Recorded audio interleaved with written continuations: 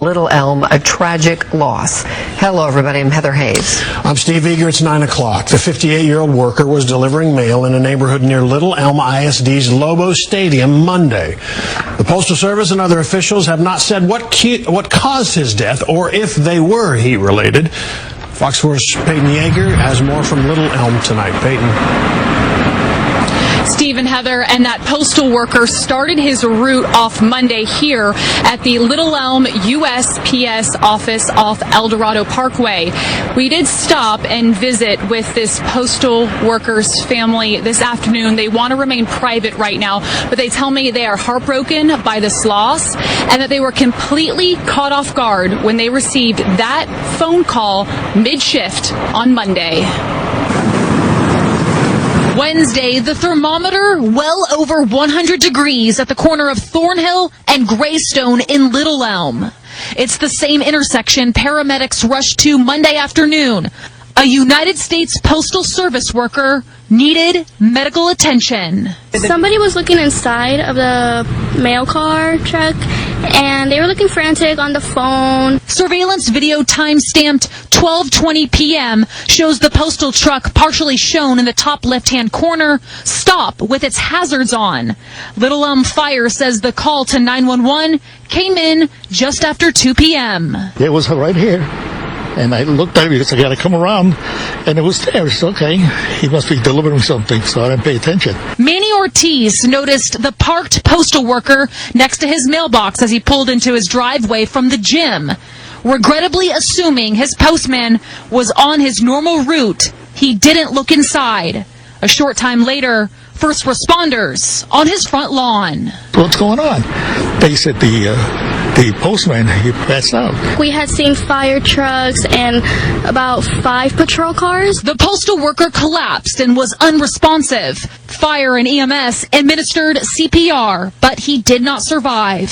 Family identified him to Fox 4 as 58-year-old Umesh Kumar Thakkar of Aubrey. USPS would not say if Thakkar's death was heat-related, only saying that it's investigating.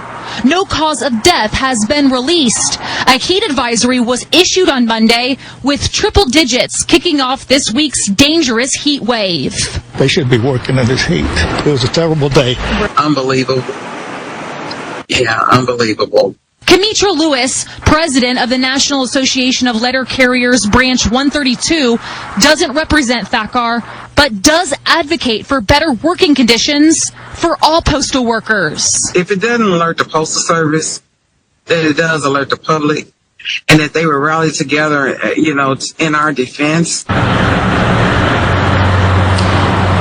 And this evening, we did learn the union Thakkar is associated with. That union is the National Rural Letter Carriers Association. The union tells us that it is also heartbroken. It sent Fox 4 a statement this evening saying on behalf of its 130,000 members nationwide, we extend our deepest condolences to Umesh Kumar's family, friends, and coworkers during this difficult time.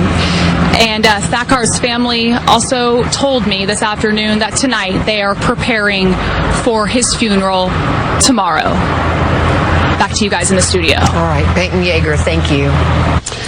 The United States Postal Service has faced scrutiny over worker safety in the heat in North Texas. In June of 2023, 66-year-old Eugene Gates collapsed during his route in Dallas and later died at the hospital. On the day it happened, the heat index reached 115 degrees. An autopsy report found he died of extreme heat exposure and heart disease. USPS was fined by OSHA for failing to protect him from extreme heat. Then last year, 51-year-old Jacob Taylor died after collapsing on his Dallas route. Union representatives told members of Congress they were concerned heat was also a factor there. At the time, an official determination had not been made. Fox 4 has requested the autopsy report for more clarity. Shorts? Yes, maybe, no, or hell no? Hell no.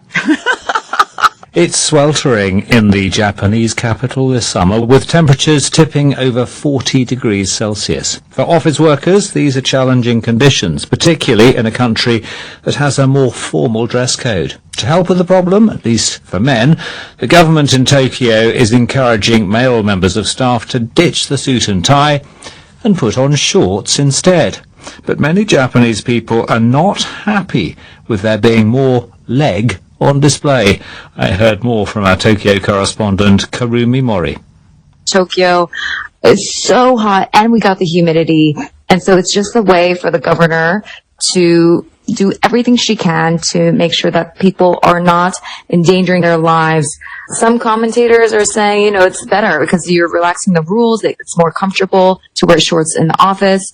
But others are saying it's kind of unfair to women since they're still expected to wear tights if you could see a little bit of the leg. And so a few of the women are describing this experience as leg hair harassment, a term coined as sunehara online, referring to the discomfort of being forced to kind of see male colleagues' leg hair at the office. Given that this is prompted because of the extreme weather, why different rules for men and women? I mean, I think it just speaks to the traditional conservative nature of Japanese culture. And men always were wearing suit and ties to the office. We call them sarariman or salarymen. It's kind of a uniform that everybody knows. They're wearing jackets in the heat of the summer and long pants and the leather shoes.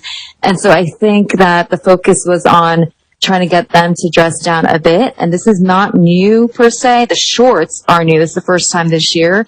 But Governor Koike introduced a similar initiative back in 2005 when she was environment minister. And so it's been a long time coming. It's kind of become a summer tradition. But there haven't been kind of similar dress down policies for women. And so I think that's why some of these women are speaking out. Why this obsession with leg hair? I think it's more of a social etiquette thing. A lot of women maybe think that men should have less leg hair for maybe cosmetic reasons, maybe it looks better, but it's prompted them to seek laser hair removal according to some of these clinics as to not offend those around them. So I think it's just a way to kind of fit into society and not really stick out and do everything you can to not bother those around you. Karumi Mori.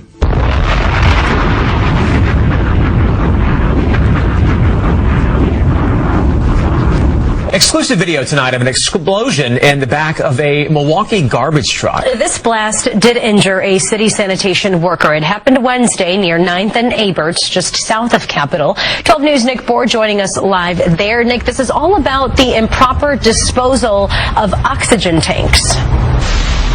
Right, those canisters that are used for health reasons. Proper legal disposal is the key, certainly not tossing them in the garbage cart. That's meant to prevent the type of hazardous situation that happened in the street here last Wednesday when a couple of them exploded, injuring that sanitation worker. A sudden, violent explosion as a sanitation truck compacted trash. Two workers standing at the back of their truck, one of them knocked to the ground, suffering an eye injury and a concussion. They empty the carts, and then there's a blade that packs it in to make room for the next loads. The Department of Public Works explains the men were just starting their day when their routine was shattered. As the crew started to move the packing blade, that pressure caused an explosion, and we came to find out that there were two oxygen tanks that exploded. There were an additional two that were recovered from the hopper as well. It's the reason it's strictly forbidden to put any pressurized canisters, including oxygen and propane, into the trash. One of the pieces of shrapnel was lodged in his eye. They were able to remove that. We're very fortunate that he was wearing his safety glasses, and that's something that is what we train everybody to do. Similar incidents have happened across the country, like this one in Ohio last year. There was a similar oxygen tank blast in Milwaukee 2 years ago, but no one was hurt. It's hoped the blast here last week gets people's attention. It definitely could have been worse. The carts in that case, as they were still on the end of the truck, took some of the blow, but even with that, he was blown back many feet in the shrapnel, so very dangerous situation. Dangerous and really startling video to see, Nick. So where are people supposed to dispose of those canisters? Well, you can take propane canisters and tanks to the city drop-off sites or the dumps, but you can't take oxygen canisters there. The best bet is to look at them, see where they came from, what medical supply company. They're obligated to take them back, perhaps even pick them up for you, even if you are not the patient. The big thing, though, remembering not to throw them in the trash. That could subject you up to $5,000 in fines, and certainly, as we saw there, could really hurt somebody. Yeah, an important reminder tonight. Nick Bohr reporting live for us in Milwaukee. New this morning, there's a warning about a scam targeting injured workers. I took a deeper look to find out what you need to be aware of. The Wisconsin Department of Workforce Development describes this as a sophisticated email scam. Fraudsters are targeting mostly Spanish-speaking individuals, and it might appear to be valid. Some emails are being sent from a .org address. DWD says scammers trick victims into believing they won workers' compensation money but must pay fees to get it, sometimes even holding bogus court sessions using Zoom. So if you get a suspicious message, the DWD wants you to call a legitimate workers' compensation specialist. That number is 608-266-1340. Hitler had the supreme fascist state. And what was he worried about in Europe and in Germany? He was worried about white genetic annihilation. What is everybody in Europe worried about now? White genetic annihilation. All these people from Syria coming up in here. And our final story today, Donald Trump's latest immigration proposal could hit one of the most successful Indian communities in the U.S. Thousands of Punjabi and Sikh immigrants have built careers in America's trucking industry. But now the U.S. president is planning to replace undocumented truck drivers with American military veterans. Speaking at a military investment summit in Pennsylvania, Trump announced that his administration would take action against undocumented truck drivers, reportedly accusing them of posing a threat to public safety, claiming that they are responsible for fatal road accidents and that they lack the skills needed to safely operate heavy vehicles. Today I'm making one more important announcement. My administration will soon take historic action to get illegal alien truck drivers who are just killing a lot of people. They can't read signs. Many of them are on drugs or alcohol, and they shouldn't be driving these things, and they came in totally illegally, and we don't want them, but they are driving all over American roadways. Trump also announced that military veterans with experience driving heavy vehicles would automatically become eligible to take their place. We're going to replace them with proud American veterans who are going to take our veterans, who are going to make them, we're going to teach them a lot about driving trucks, and in many cases they know. We're going to say any American who's driven a heavy truck for our military will automatically be eligible for a commercial driver's license. So we're going to get them taken care of. However, the administration has not yet explained how the proposal would work, who would qualify, and how undocumented truck drivers would be identified and removed from the industry. For India, the proposal matters because of the enormous roles Indians play. According to the North American Punjabi Truckers Association, between 130 and 150,000 truck drivers in the U.S. come directly from Punjab and Haryana. Punjabi and Sikh drivers are estimated to make up nearly 40% of truckers on the U.S. West Coast and around 1/5 of the national trucking workforce.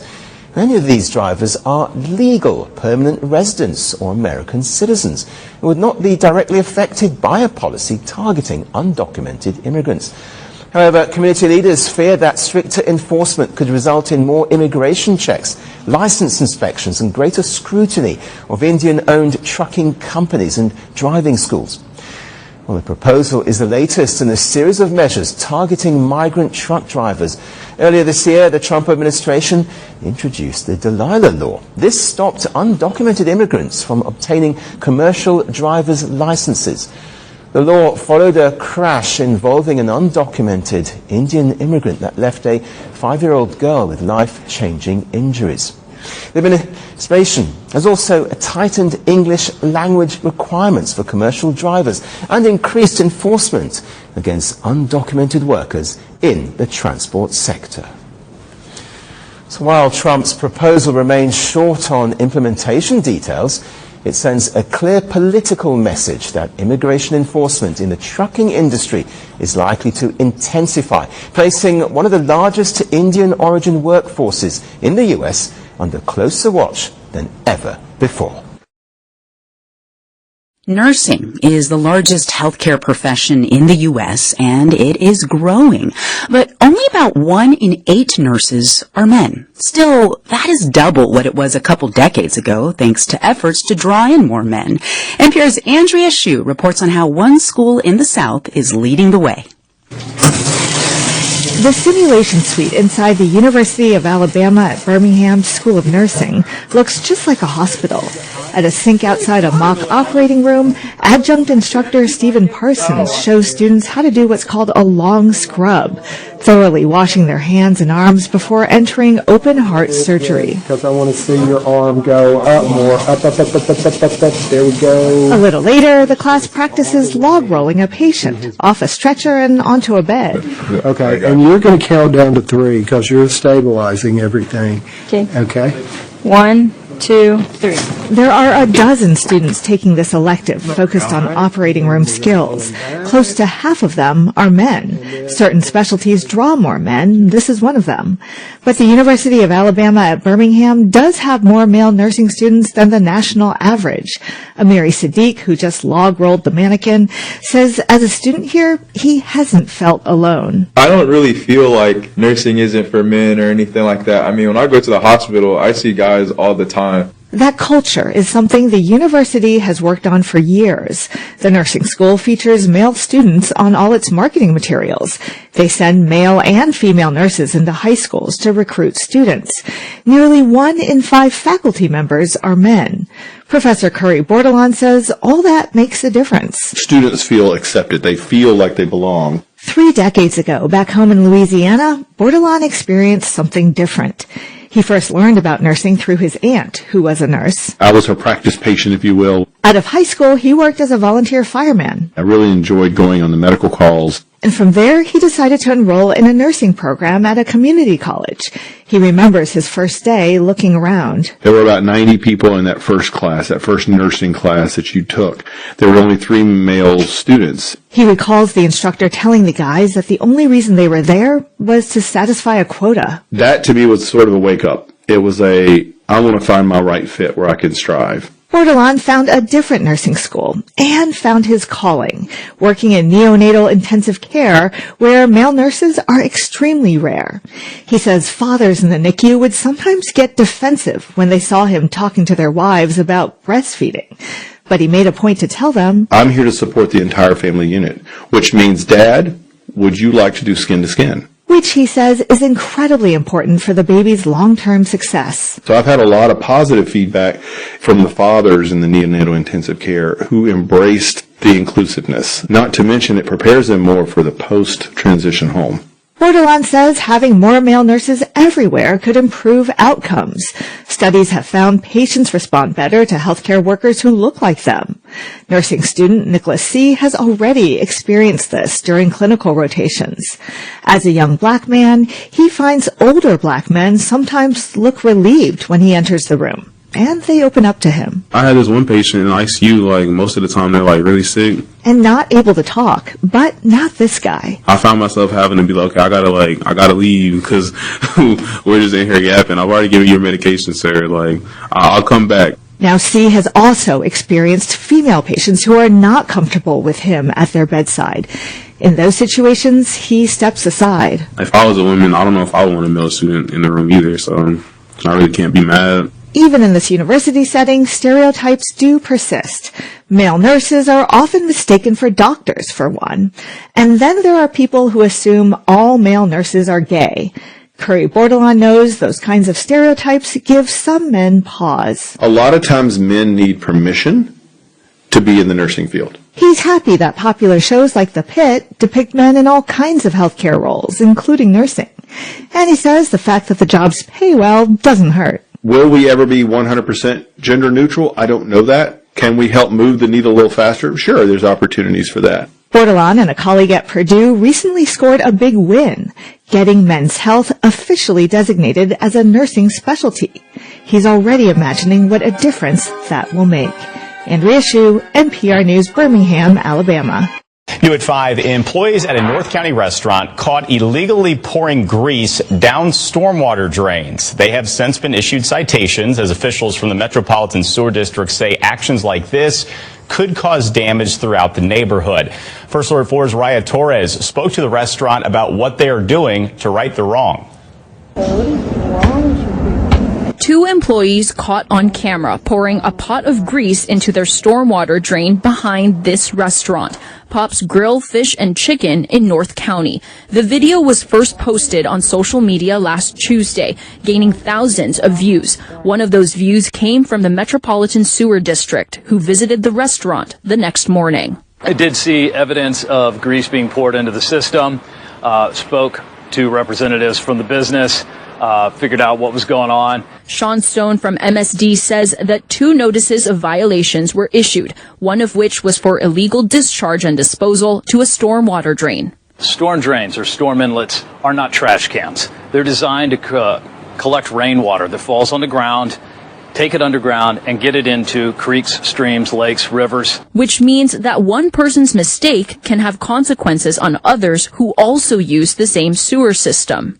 Then that increases the likelihood of flooding and road ponding in that area. Any bit of that part of the system that can't drain, if water can't get through there, then it's going to back up from there. We went to Pop's and spoke to restaurant manager Mohammed Motan, who admitted that they made a mistake, but there was more to the story. Our equipment wasn't working and our trap was full, and the company that was supposed to, take out our oil wasn't, arriving on time. Motan said for about 2 to 3 days, they decided to pour their grease into the stormwater drain. In correcting their actions, a professional drain cleaning service came to inspect the drain, and they told him this. So basically, the grease wasn't enough to, be able to clog anything up, regardless if it rained or not. Despite this, Motan says the restaurant will learn from the experience and hopes others don't make the same mistake. Now we know, it's wrong and it won't happen again.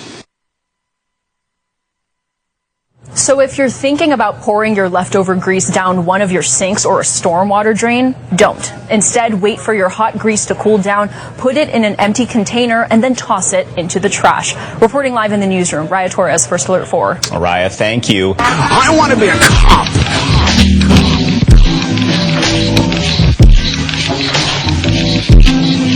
I want to be a cop. Yeah.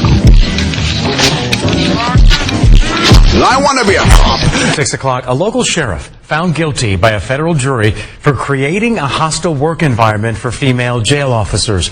The county ended up paying $250,000 to those now former jail officers. Channel 2's Taisha Fernandez live outside the Cobb County Jail. So Taisha, you've been looking into this for a while now. And they believe they deserved so much more money for what they say they went through every time they walked through these doors. But for some of them, it wasn't all about the money. It's about accountability for those at the top. I don't care where you're working, you should not have to endure being sexually harassed. This former DeKalb County jail officer asked us to hide her identity so she won't lose her current job in law enforcement. Back in 2022, days after she says she was forced to resign, she sued her old boss, DeKalb County Sheriff Melody Maddox, after she and 5 other female jailers say Maddox created a hostile work environment. In this federal lawsuit, the female jailer said Sheriff Maddox allowed male inmates to perform sexual acts in front of them, threatened to rape them, and they never knew when the inmates would pop out of their cells because, quote, the locks remained broken and inmates were out of their cells and in public areas without authorization.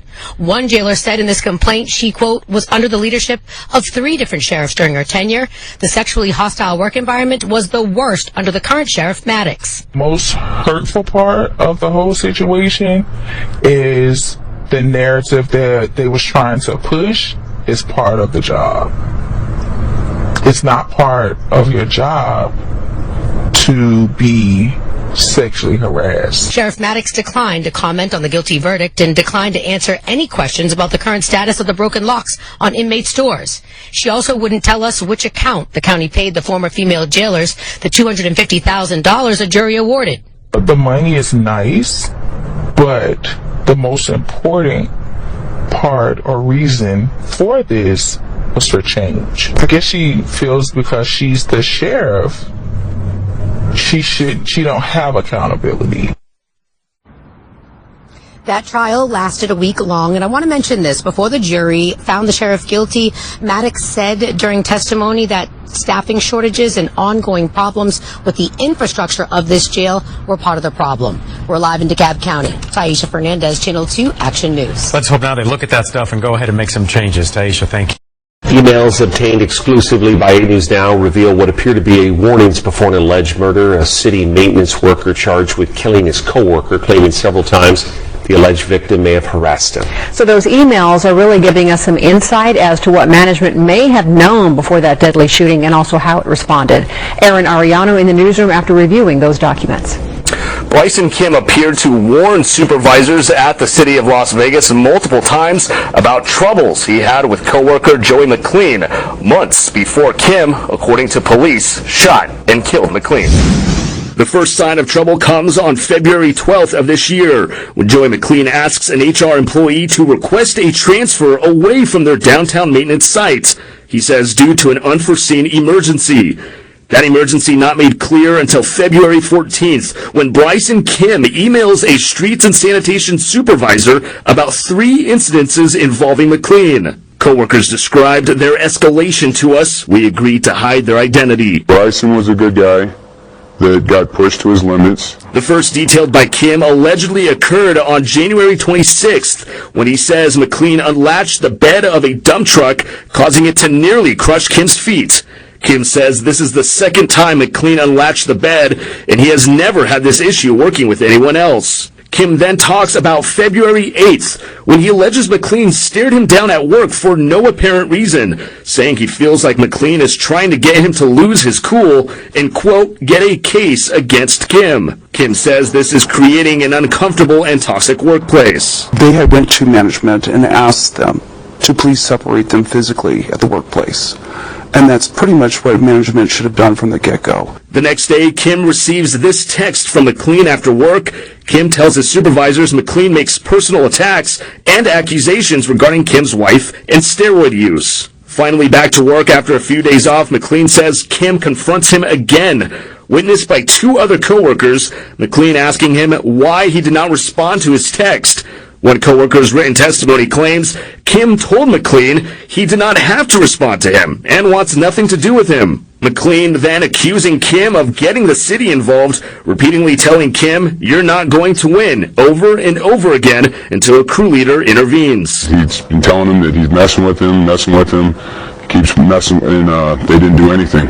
By this point, management catching on, realizing McLean's request to transfer stems from this beef between the two. The issue making its way to then Director of Public Works, Joey Paskey, who says on February 17th, they're investigating. The Deputy Director of Public Works tells McLean he cannot transfer due to signing a contract which keeps him at the same work site until the end of the year. Even to the detriment of the other employees, he was sticking to his story that you cannot bid outside of your bid time. Paskey says in an email, issues with a coworker is generally not a reason to change sites. Meetings and interviews are set for early March with McLean, Kim, and any other witnesses to their beef.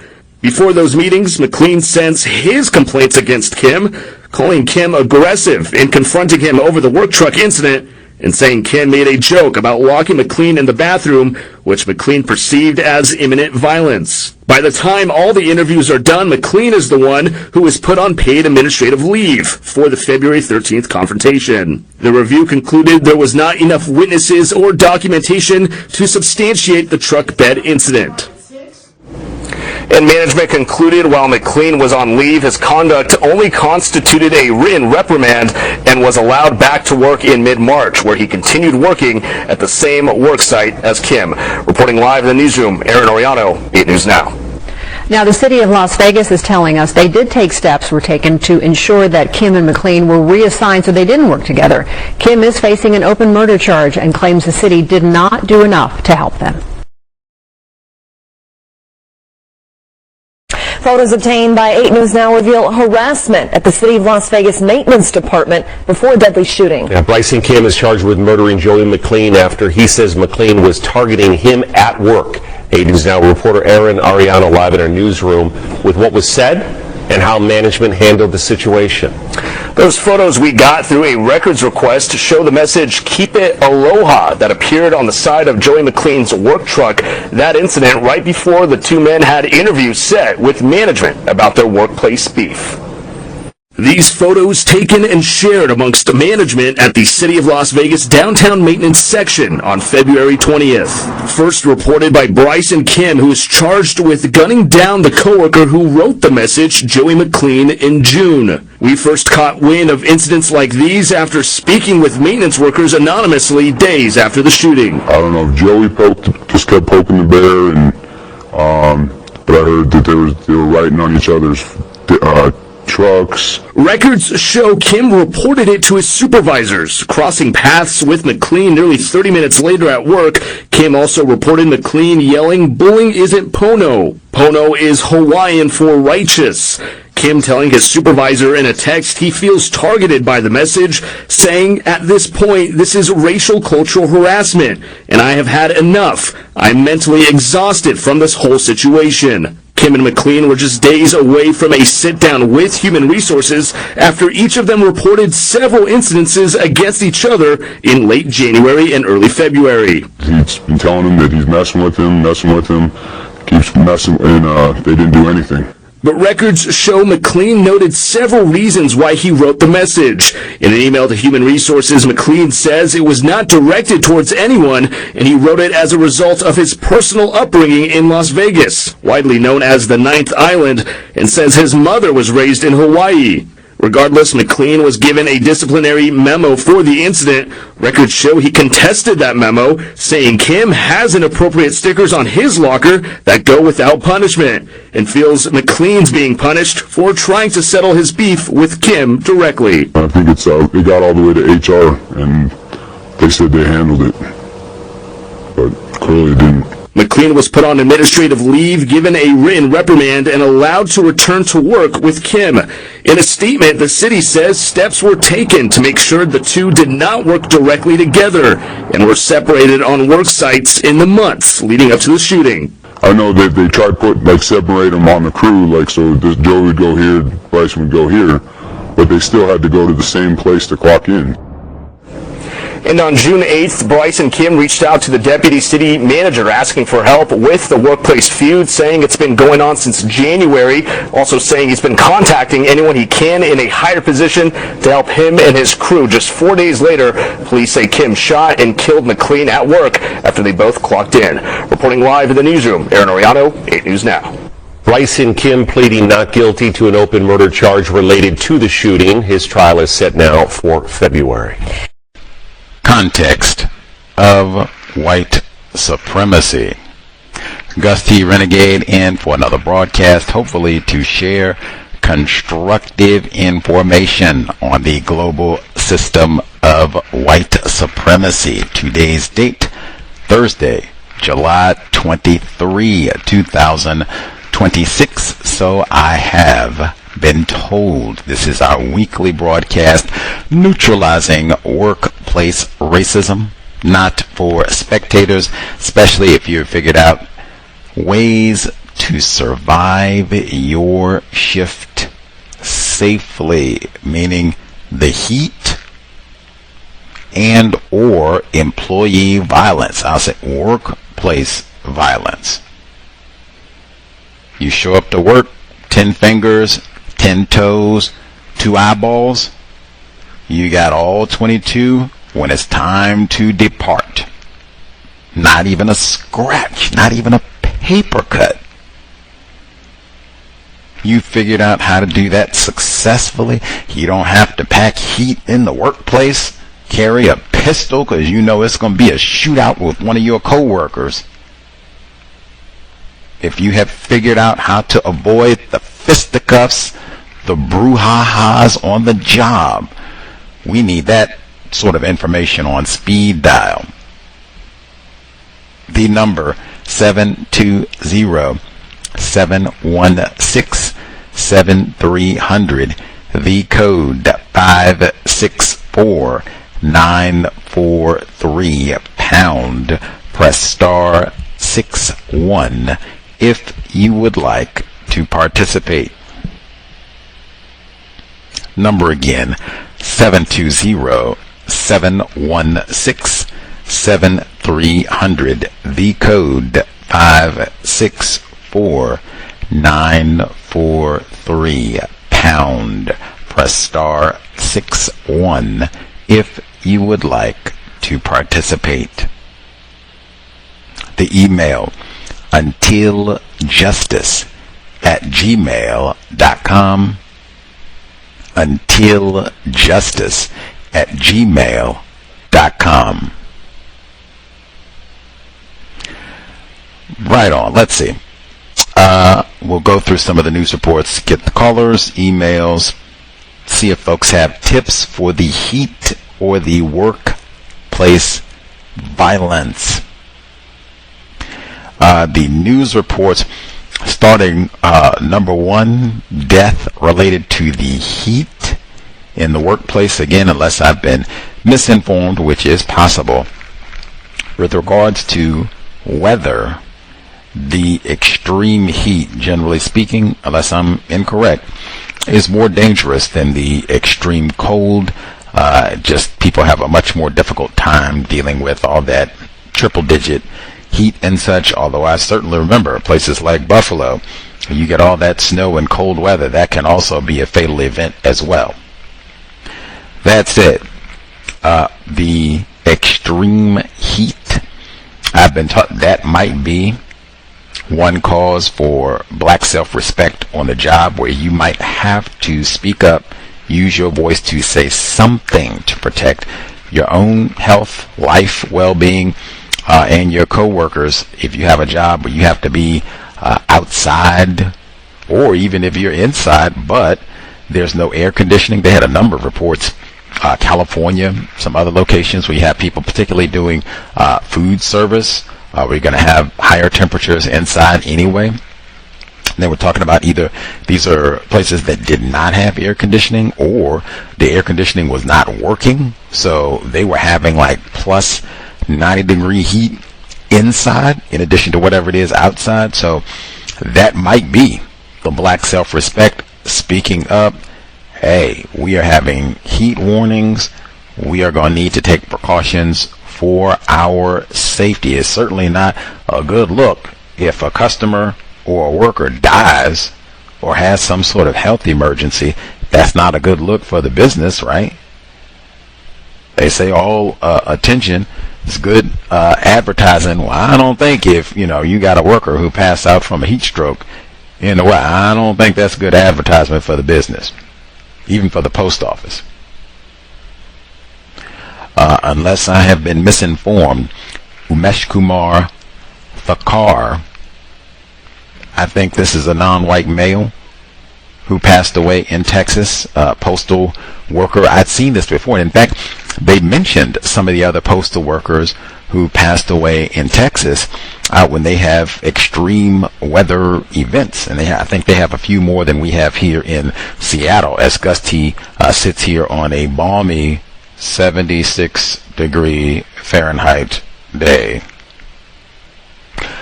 They have a few more than what we have here in Seattle, even though we did just have heat warnings for the past 3 days here, where it almost hit 90 degrees 2 days in a row. But if you're in areas where they're having all those triple-digit heat and everything else, man, speak up. And I would even take a report like this to show, like, hey, we need to take this seriously. People die. You have to be out doing deliveries and that sort of thing. If you're in a vehicle that doesn't have AC, or like I said, you're in a building that doesn't have AC, or maybe it doesn't work adequately. The heaters are on, that might trump, whatever's being put out by the AC. Whatever it is, make sure that you speak up for whatever it is, if we need to adjust hours, water, take breaks, whatever it is, whatever adjustments need to be made. We don't need fatalities in the workplace. Certainly, if you die or get sick, you talk about messing with your money. Take the heat seriously in the workplace. I think they said the heat warnings when Mr. Thakkar, when he passed, that they were at about 100, it was a little over 100 degrees at that time. I suspect you might even have a lot more non-white people who are in these sort of vulnerable positions where they're going to be outside in the heat, and then you even have some states where they are removing worker protections when it is extreme heat. Definitely something I'd want to be aware of if you are doing work outside. Related, they had the report in the area of the world known as Japan, where they said it's about 40 C, I guess that's daytime high. That is about 104 Fahrenheit. Certainly dangerous. And they were talking about giving out recommendations or trying to loosen some of the wardrobe standards in the workplace. Males wear shorts instead of the heavy, hot suits. We had talked about wearing shorts in the workplace before. Big no-no for most industry, unless you're like a gym coach, I think is the recommendation that we heard before. We had talked about wearing shorts in the workplace before. Now, I would check in, and particularly if it's 104, 110, something like that, I definitely wouldn't be wearing a suit. Unless you're an attorney or something of that nature. Yeah, I mean, I guess it is what it is.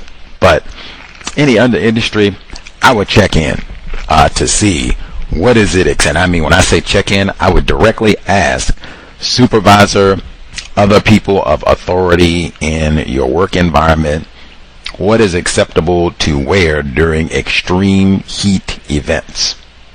Are we still expected to wear a suit? And just be honest, is this the sort of thing, if we have 100-degree heat and I wear like khaki shorts? I'm not saying wearing basketball shorts and, it's time you want to break out your New York Knicks championship jersey, replica jersey, and wear. I'm not saying that at all.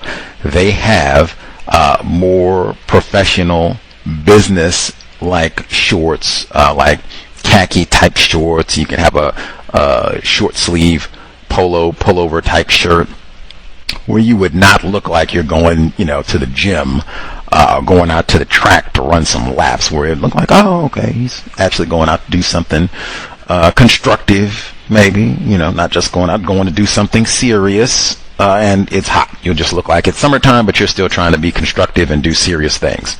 To see if that's acceptable, belt, all that, see if that's acceptable. If it's not, and when I say acceptable, is this the sort of thing where people say, oh, he's not management material. Oh, remember that time when it's time to think promotion, like, oh yeah, you got real sloppy and came in here with your short pants on, that I don't know if you gonna get up and just ask and see, and then see what other people are wearing too. What are you gonna wear tomorrow? It's supposed to be 105 degrees. Are you gonna wear a suit? What are you gonna wear?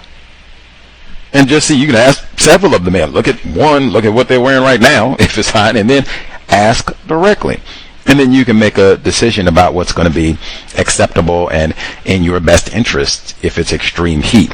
Now, with the situation in Japan, I did think that was interesting in terms of, it seems like they don't have an equitable policy for females in the workplace where they can wear shorts or whatever, or I guess not wear hose or whatever to compensate since it's going to be so hot.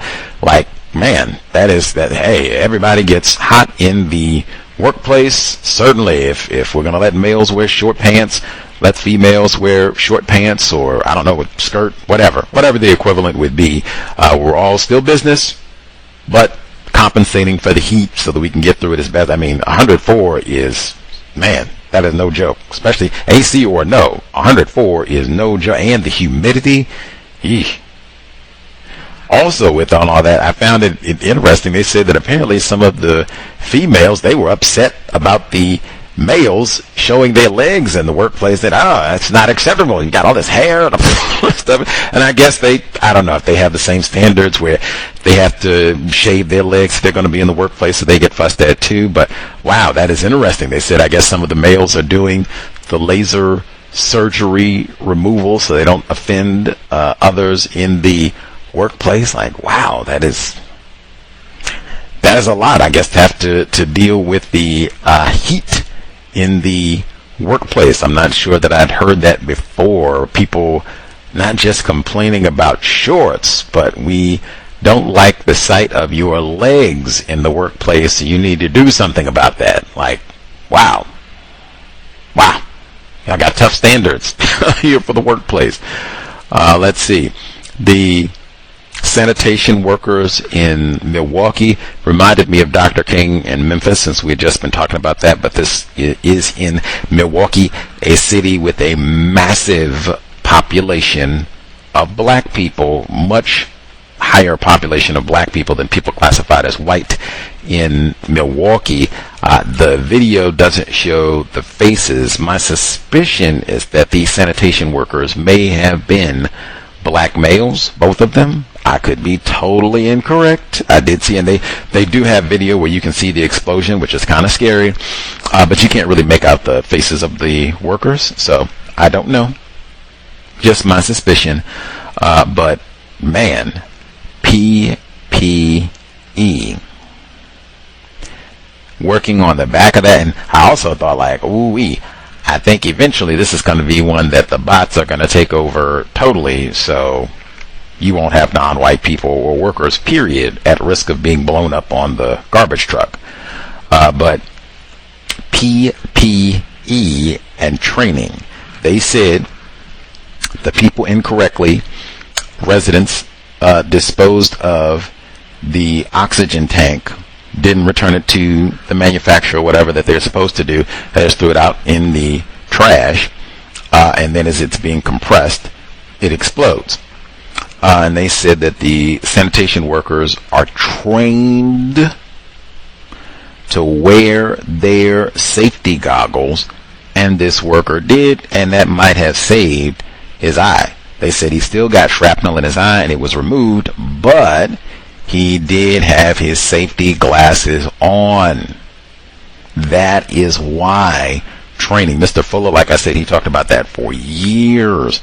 Training, that is one of the most important components in terms of workplace racism and things that you can do to, just for basic safety. Going back to what I said, let's make sure all 22, if you start out with 22, I'm supposed to have both my eyes, all my fingers, all my toes at the end of the shift and at the end of my career, really.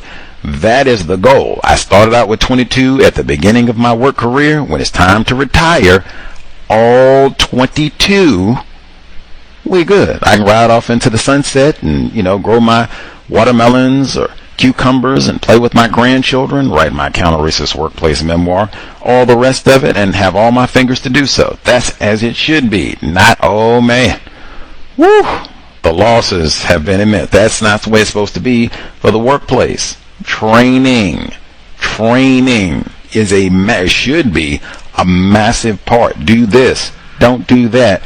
Wear those safety goggles every time. And they can put this up. This is why. Wear those safety goggles every time. I say, if any job that you have where they say, hey, you need to wear safety goggles, boy, wear your safety goggles every time. And make sure you don't have a cheap pair that's used. If you sneeze too hard, they're going to shatter. Good. My eyeballs are important. I'm going to need my eyeballs. I think, for the duration of my experience on this here planet, in this here universe. I'm going to need both of my eyeballs. And in good order, too. Wear your safety goggles, training. That's why get good training. That's one of the massive ways that they racists practice white supremacy in not allowing us quality training and or denying PPE. We talked about that so much during COVID-19, but you have a lot of jobs where this is a problem, period. Non-white people not having what they're supposed to have to protect themselves and or not information sometimes being the big thing, not being properly trained to protect themselves in the workplace. Let's see. And even connected with that, because you had a workplace injury, the next report was about the fraudsters targeting people, workers, for these worker compensation claims, but you got to pay a fee in order for us to pursue your claim. Now, importantly, in that report, they said that they were targeting non-English speakers. Now, I reckon they could be targeting the Ukrainian immigrants classified as white. That could be. I don't think so. My suspicion is that is targeting non-white people who do not speak English well. That could be a variety of folks, people born in so-called Mexico, Puerto Rico, Haiti, you pick a place, anywhere, continent of Africa. As long as they're dark and they're a little bit more vulnerable because they struggle with words, English in this language, oh yeah, let's get them in. They might even have legitimate injury claim. Great, because they're looking for assistance anyway, and they think we're out looking out for them. Wrong. System, and that's who I would suspect is doing all this too. Racist man, racist woman, especially they said it's so sophisticated, this fraud setup that they have, where they set up bogus Zoom court meetings so it looks really authentic and all right, we got the judgment, everybody showed up and all. They said they put the number in that report so you can verify and make sure everything is on the up and up, like verify everything. That's such a sophisticated level of deception and criminal fraud.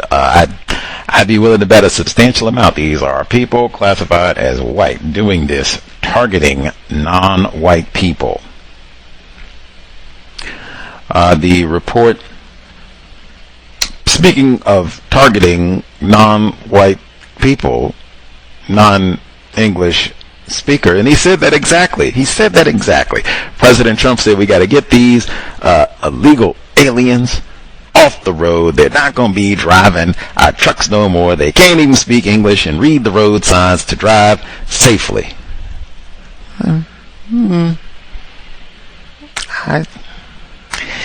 Could just be him practicing racism.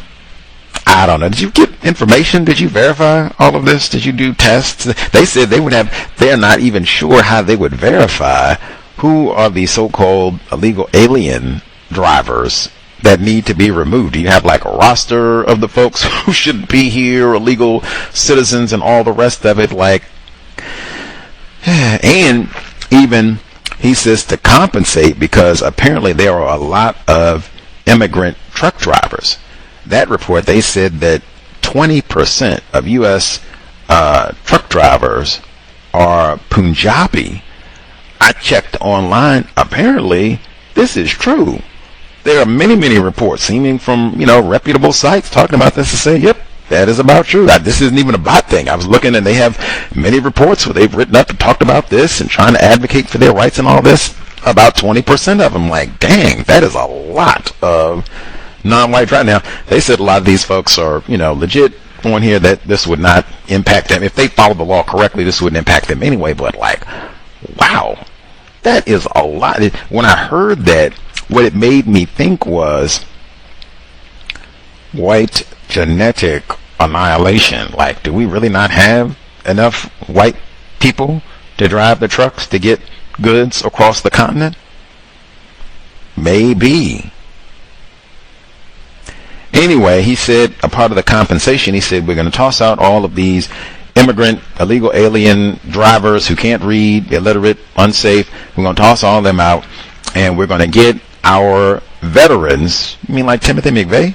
We're going to get our veterans, and we're going to let them, like Mark Furman, You're going to get our veterans, and we're going to let them, like John Burge, we're going to get our veterans, and we're going to let them drive the trucks. And if they drove the trucks, like Timothy McVeigh, they automatically qualify for CDL. Said, I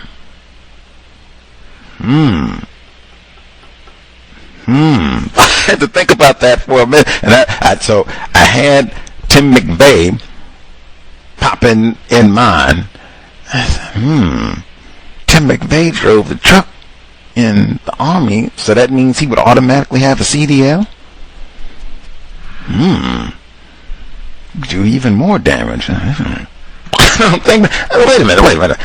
If you drive like a military truck, like that's such a different context, does that automatically mean that you qualify as a safe civilian driver on civilian highways? Is that what that means?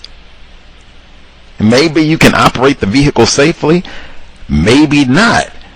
Driving that machine in a military context is very different. Your thinking, safety protocol, all of that is massively different for operating one of those vehicles in a civilian capacity. Yes?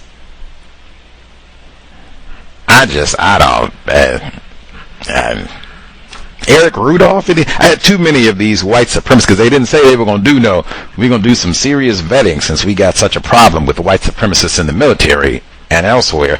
We don't want no white supremacists automatically getting no CDL. We're not just giving old Tim McVeigh another means, now you got a CDL. You can drive all into the Alfred P. Murrah building or whatever else I want to. Got my CDL. I ain't got to rent no truck.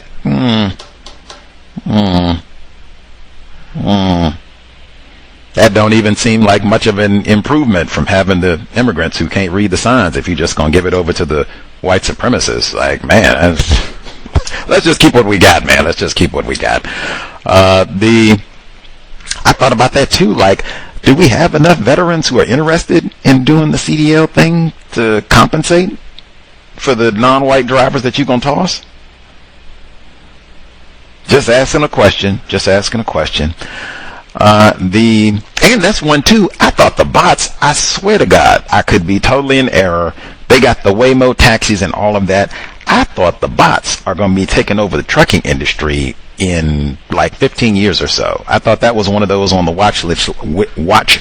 Like, I don't know if you would want a career in that. That might be something that you can do for maybe a few years, 3, 4, 5 year type of a thing. But in terms of if you're young, early, mid-20s and think, oh man, I get my CDL and do this trucking for a career, like, slow down. Maybe you pick something else long term. You can do this just for a short term and make some money, but the bots might be doing this in a short time. We talked about, I could be in error about that. I'll double check, but that would at least be one I would be thinking. I don't know that you're going to be having people doing this in 40 years, 20 years, maybe even sooner than that.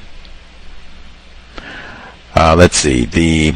Also that popped in my mind is the white genetic annihilation right along with, do they not have enough white people to do the CDL and trucking?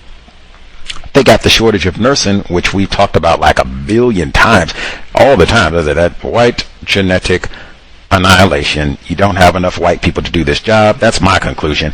Because then you got to go and get all these non-white people from all over the world, and then you talk about we're going to throw half of them back too because we don't want no Haitians and all that. Get on out of here. We're going to give me that TPS and get on out of here. Get back down there, Tucson.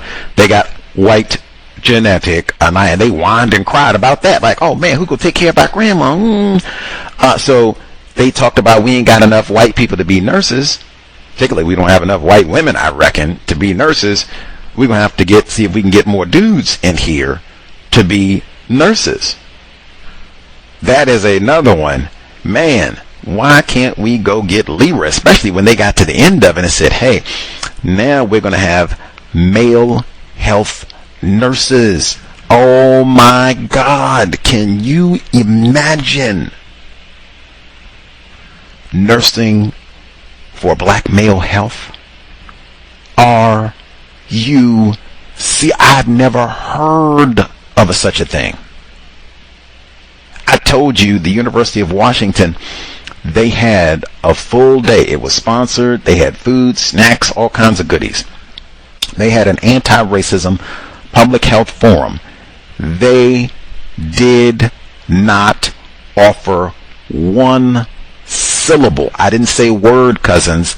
They did not offer one syllable on the health of non-white males. They had forums on LGBT health, transgender health, female health, pregnant female health, other than the anti-sex.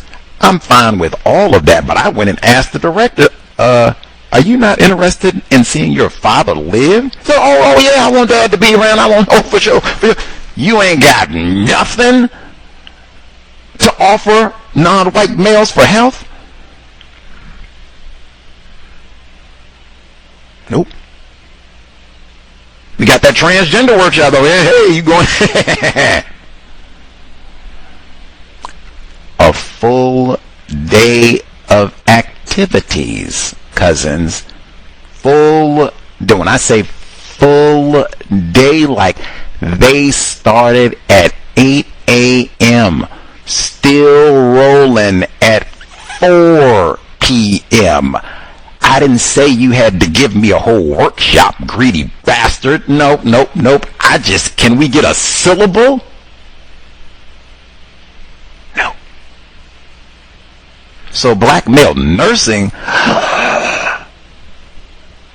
you mean to actually have a Negro male nurse to be able to talk to your black father or uncle or son? Hey, let's check that blood pressure. You know about the Chadwick Boseman. You see what happened now. You see D'Angelo. Hey, you been puffing on them menthols? You been drinking that Mad Dog? Well, you been eating? You been eating that ultra-processed McDonald's? When the last time you had some vegetables? Brussels sprouts? How much fiber you eating? Racism been a problem? What?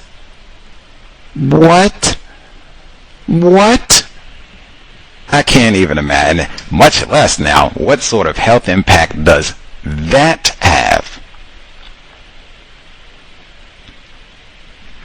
Amazing. Even within that report on trying to get more black, or excuse me, they didn't say black male. They just said getting more male nurses to make up for this shortage. And they spoke to some of the male nurses here. Now, they spoke with Nicholas C. Now, I do want to hop ahead a little bit because he's talked about his experience as a privileged black male. They said that sometimes the male nurses, patients and such will automatically assume that the male nurse is a doctor. You got to be an authority figure because this is patriarchy and sexism, so you are the man. My privileged black brother Nicholas C., did you all hear him say, one of the problems I run into is they automatically see me as a privileged Negro male. They say, oh, you got to be a neurosurgeon, Dr. Nicholas. How you doing, Dr. Nick? Good to see you, my black brother. What you been up to today? You been hopping on somebody's brain computer today. What you been doing? He didn't say that. He didn't say that at all. He said, what you do when you get a patient who see you and I don't want no Negro doctor in here put this. I'm not even comfortable. Did you sneak in there? You coming in here to rape me, ain't you, Nicholas? Get on out of here. That's what he said. That's what he said. You rapist? Get on out. He didn't say nothing about they mistake me for a doctor. They didn't say nothing about that. Now, he did say, Nicholas C., that sometimes we get a black person, and the black, oh, Lord, I thought I was going to have someone accuse me of being a rapist or a crack dealer or a crack dealing rapist. Oh, Lord. Woo, Jesus Christ. Oh, I'm so relieved. I can believe that. He said he would get some black males. He'd go in and deliver their medication. They just end up chopping. Really? They thought you were a rapist? Me too. Oh, I can't believe it. Wow. Oh, wait a minute. I've been here for an hour. I'm going to have to come back and talk to you later, brother. I ain't supposed to be doing. I could believe that. Again, I didn't hear him say nothing about, man, you know, about 15 times a week they think I'm a doctor. I said, whoa. I'm not no neurosurgeon. I'm just a nurse. Oh, Nicholas C. didn't say nothing about that at all. Again, this is one, since you got a nursing shortage, and you've had a nursing shortage for such a long time, like decades, and since maybe there might be a white people shortage to one degree or another, why don't, since white people are so good at making pipelines to prison to get oil, all that good stuff, why not make Negro pipeline to nursing? Seem like one, the bots aren't going to take over quite yet. You got all these no-count black males that don't do nothing. Nurse. And, hey, don't you want to help keep Chadwick Boseman around? Don't you want to keep D'Angelo around? It could be, this is counter-racism. We need more black people in healthcare, and the whole nursing field is wrought with racism. We talked about that medical apartheid. This is working against it. They could have a whole program, do it up right, involve Howard and some of the HBCUs and all of that, and woo, transform the whole health field.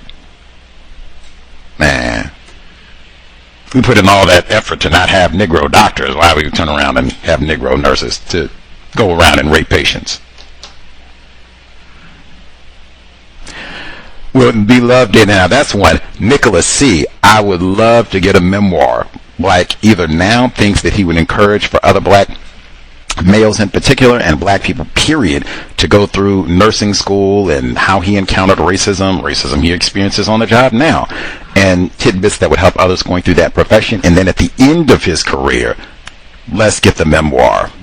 All the racism, like now you can give the full details about your experience as a black male nurse in the system of white supremacy racism. Let's see. The report in DeKalb County, Georgia, they said that Sheriff Melody Maddox, who is classified as a black female, getting sued for creating a hostile work environment where other black, or some of them classified as black, female officers reporting they don't even keep the inmates locked in the areas that are supposed to be restricted for the inmates, that they got all kinds of access to spaces that are supposed to be restricted, and sexual abuse, and watching the inmates have sexual activity. Like, dude, what? I'm just, what? I was listening to all that in shock before I even stopped. It's like, what? Because I was thinking, like, these racists are, wait a minute. Is Sheriff Moody, is this a white person? Like, oh my God, this is a black female. Woof. All of the sexual abuse and everything. And they said Sheriff Moody, black female, told the officers all this sexual abuse and everything. This is a part of the job. Write that down. Date, time, all of that. What particularly, like, you get that as an email, whoo, PDF, screenshot, print. Oh my God, like, what? What? Me being sexually abused, this is a part of the job. Where did I sign that? Is that in the handbook? What? What? I wouldn't care what job this is, really. Like the brothel, the bunny ranch, whatever. Like, what? Right there, that's why settlement for the suit. I can see why they would be successful, but I mean, that's when I can't even believe someone would say that on the job. One, that would make me think she might have Sheriff Moody experienced some of this as she was going through. If it's been like this for so long, they said it was like this for other sheriffs.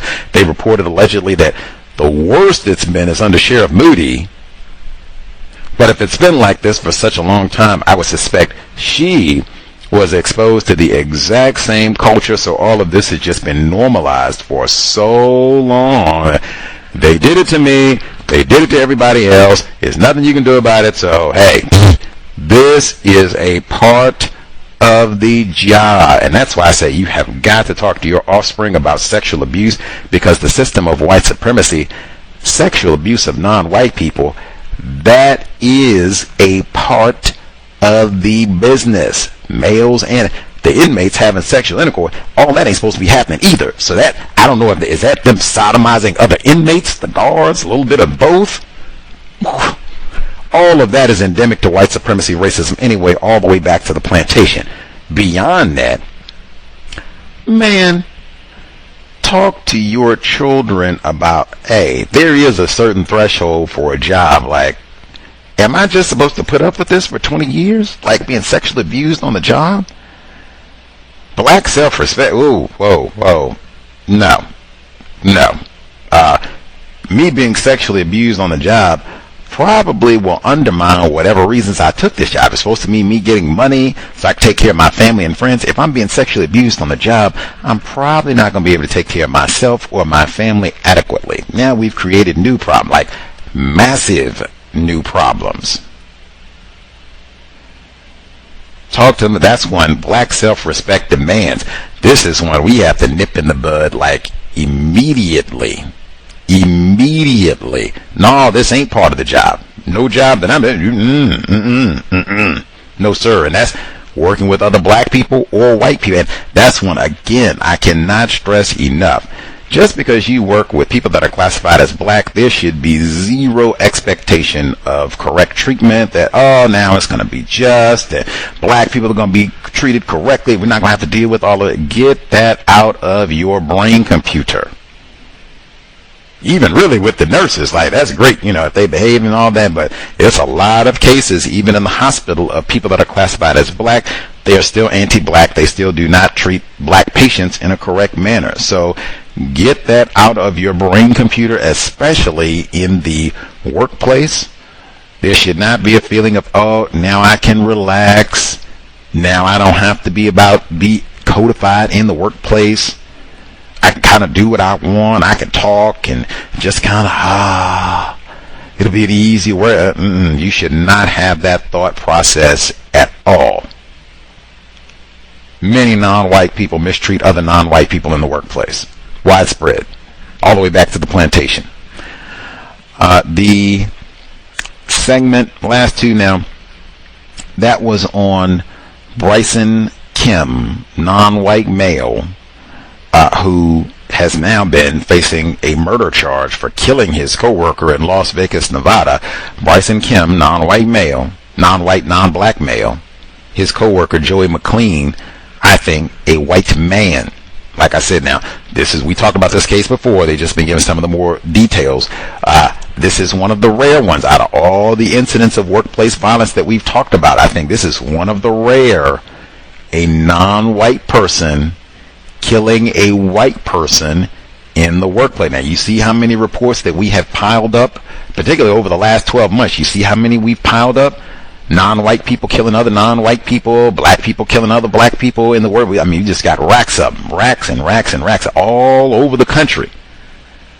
This might be the only one that I can even think of where a non-white person has killed a white person in the workplace.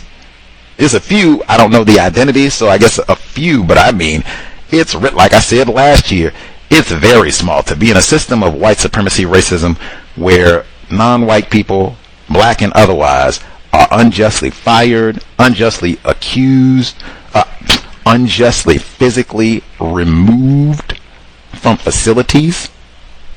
Where that sort of thing happens all the time. It is exceptionally rare to hear about some sort of act of counter violence in the workplace where a black person attacks a white person. It's very rare. A black person attacking another black person in the work? All the time. Over nothing. Slice of pizza, hamburger buns, onion rings, whatever. White person.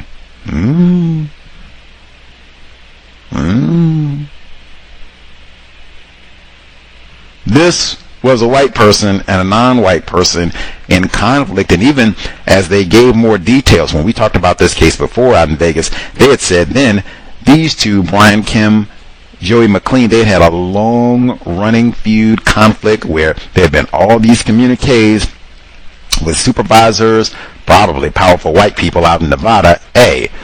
McLean Kim, we're having a problem. It's beef every day. It's conflict every day. It's disrupting the workplace, even because other coworkers are having to intervene to stop all this. Hey, let's stop wasting all this time and energy. Move one of them. Move both of them. Resolve. Oh, no, that's not grounds to move employees. No, your contract says we got to keep you in the same spot, Mr. McLean. You can't be more. Oh, no, we can't do that. Hey, I have seen workplaces where they do fire people. Hey, you all are wasting time and energy. Beat it. You're violating policy and procedure. Beat it. Get on out of here. I've seen all that. Nah. We keep everybody here. And just to keep going on and on and on with that. And even I pointed out you got safety violations here. Mr. Bryson Kim, Brysen, Kim, Kim, non-white male, so-called Hawaiian. He said that did remind Vegas. You hit Vegas, you start seeing very cheap flights to Vegas for some reason. If I was in Hawaii, it would not enter my brain computer, we need to go to Vegas. What? Anyway, one of the tackiest places in the world. Apologies to anyone who lives in Vegas. And it is not an apology for what I said. It is an apology that you have to live in Vegas. Thumbs down to 702. I've been to Vegas. That said,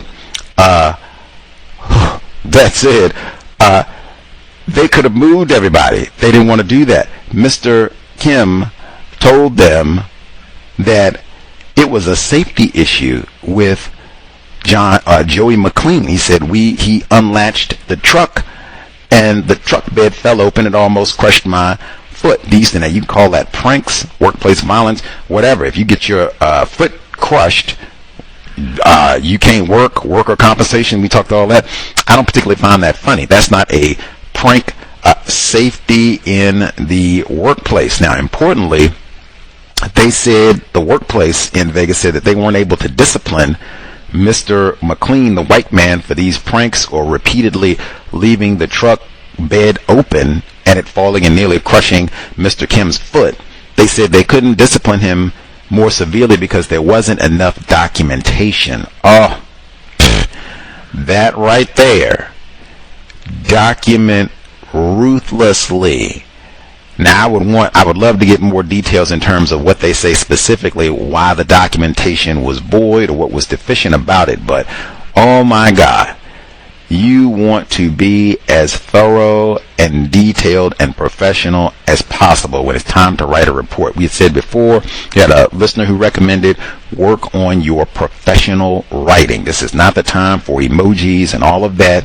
You can even use the bot. It can be great with helping to polish a professional report so you can get the best and be as efficient as possible with your word usage and as professional in your word choice to convey what happened. Date, exact time, I mean, as close as possible. Look at your watch. Everybody's got their phone on them, what have you. So immediately something like that happened, you should be pulling your phone anyway right then to start getting details, pulling that phone so you can take pictures if it's something like that. If the truck bed, I would want a picture of all that, to date, time, everybody who was there, as much pertinent detail as possible about the event, and then submit that as soon as possible so they have an exact record, time-stamped, of when you made the report and all of the information about that, so that, hey, it will not be there was not sufficient documentation. If they have specific forms or reports that has, like, you can't just submit this on a standard piece of paper, like they have specific workplace forms, incident report or whatever, get that report, fill it out immediately, like within 24 hours, bam, fill it out so that that will not be one of their justifications to not discipline someone or not solve this problem. Oh man, you didn't document things sufficiently, so we couldn't do anything. Lack of evidence. They said that the white male, Bryson Kim, accused him, in addition to messing over the truck where he could have been injured, he said he was doing things to get a reaction from Kim. That right there stood out because that, at least in my conclusion, my analysis of white supremacy, racism, what it means to be white, that is standard white culture. white people practice racism and do things to elicit a response from non-white people. They will do things to see if they can get us fired, do things to see if they can get us to start cursing and yelling and lose our composure in the workplace. This is the standard racist operating procedure. That's why I say number one is composure. And it seems like Mr. Kim was doing as best he could. He was not, I'm going to go curse you out and call you names and elbow smash you upside the head. I'm going to go report this. I'm going to go report this. I'm going to go. He even said, I'm not going to respond. He was sending him text messages, they said. Now, that's another one. I would not be sharing my number. But again, my conclusion, you don't have to. System of white supremacy racism. It's not going to be any secrets. The white man in this situation, Joey McLean, suspected racist. His cousin, neighbor, mother-in-law, uncle, aunt might be working in HR. Who knows? Fraternity buddy. Who knows? I would suspect they would have pretty easy access to go into HR or personnel, go rifle through the personnel records and get your, phone number. And some jobs, they even require it. We all got exchange numbers in case we got to do some text messaging after hours or whatever, or if you're going to call out sick or whatever. So it would be pretty easy for your coworker to get your number and then to be texting you. And I mean, texting about his wife and what in the world? That is so just out of this world, unprofessional. Whether it's you're accusing me of drug usage, steroid usage, my wife of steroid usage, that's another one. I say, I'm not here to talk about my offspring, partner, girlfriend, parents, neighbors, none of that. Just the job. No, I'm not talking to anybody here about my wife. No, this is another one why I say I don't have no photographs of my attempted family, children in my work area. None of that. Oh, who is that on the wall? Oh, that's your no-count. A whore of a wife I see. I knew I had seen her somewhere. You found her in the red light district? That's about what I would end. That would even be if it was a picture of your, 14-year-old daughter up. That's about what I would expect them to say. I don't have no photographs up of my attempted family, and I'm not talking about them. This is not a subject for conversation. Even if they just, I just got nothing but compliments and all that, that's not even necessary. Let's just talk about the job. That's why I said too, my offspring, my care mate, all that, they don't come to the job. Like, never. I'm not participating in bring, your daughter or your children to work. We're not doing that. Not bringing. I've been on many, many jobs. It's almost like people want to show off their care mate or their wife or husband and bring them and introduce them to everyone. Oh, I just wanted you to meet Bob. This is my husband. We've been together for so long. Oh, this is old Gus. I've been telling you, he's old cantankerous Gus. There he is, the one and only. Oh, and this is it.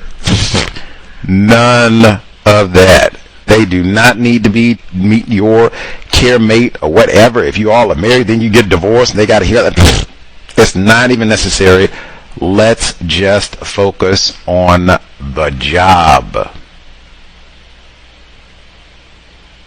They also included, when they got initial or additional details with this case, it was alleged that Bryson Kim, now this is the non-white male, that he, I guess later on, did respond by writing "Keep It Aloha" on Joey McLean's truck. Mr. McLean got upset about that, I guess.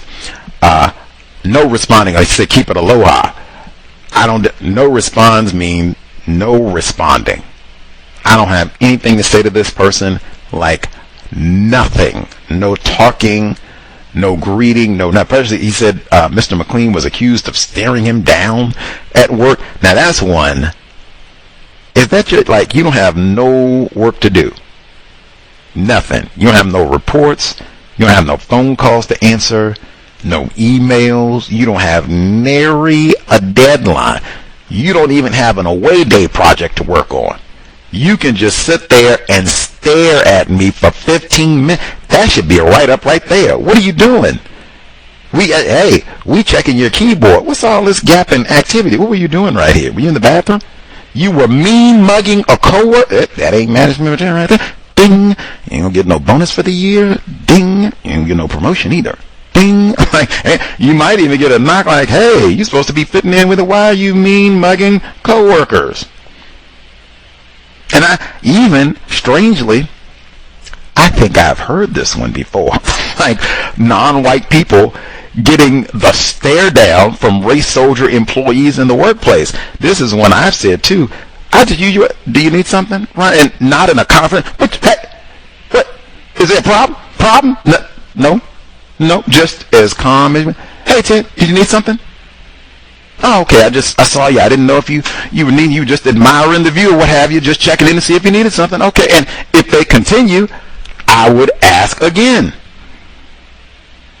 Now, this is one where just using the words, I have heard from people that this can break, especially if you don't do it in a confrontational manner. What? Just, hey, did you need something? Everything cool? Oh, okay. Just making sure. I didn't know if you were trying to get my attention, if I could help you out with something. Okay. Get back on the grind. Get back to work. And like I said, if they continue to do it, I would ask again in the exact same tone, not chimping out, not upset, just asking. Make sure that they might need some help or what have you. I got it. You all right? Okay, I'm going to get back to work, just making sure. And then I would say something, because like after about 15 minutes or so, like if you don't need anything, that's what you're paid to do, is just sit here and look at me for 15, 20 minutes. You don't have nothing else to do, nothing else to work on? Let me get that job. I can go find a spot or a person and just sit and daydream and stare at them all day long and think cruel thoughts or, wishing them well. Like, let me get that job. That's the way I would approach it too. Just productivity. Who has that task to just sit and stare at an employee for 10, 15-minute intervals? Question. Still staying in the question lane. No contact, I can't say that enough. No contact, document and make reports, especially about safety issues, any sort of pranks and sabotage like that can lead to injury in the workplace. Take that seriously, document ruthlessly, and report as such. Lots of this in the workplace, in just terms of unnecessary conflict. That's why I say, in terms of the way you carry yourself, being quiet. I don't do a whole lot of talking and hanging out and all that. Quiet person about my business, and then maintaining your composure.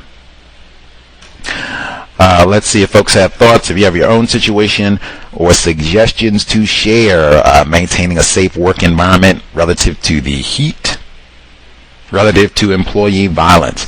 The number again is 720-716-7300. The code 564-943 pound. Press star 61 if you would like to participate.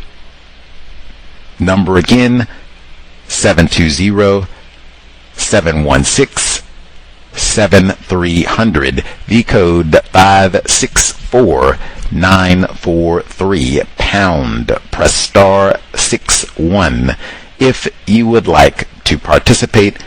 The email untiljustice@gmail.com.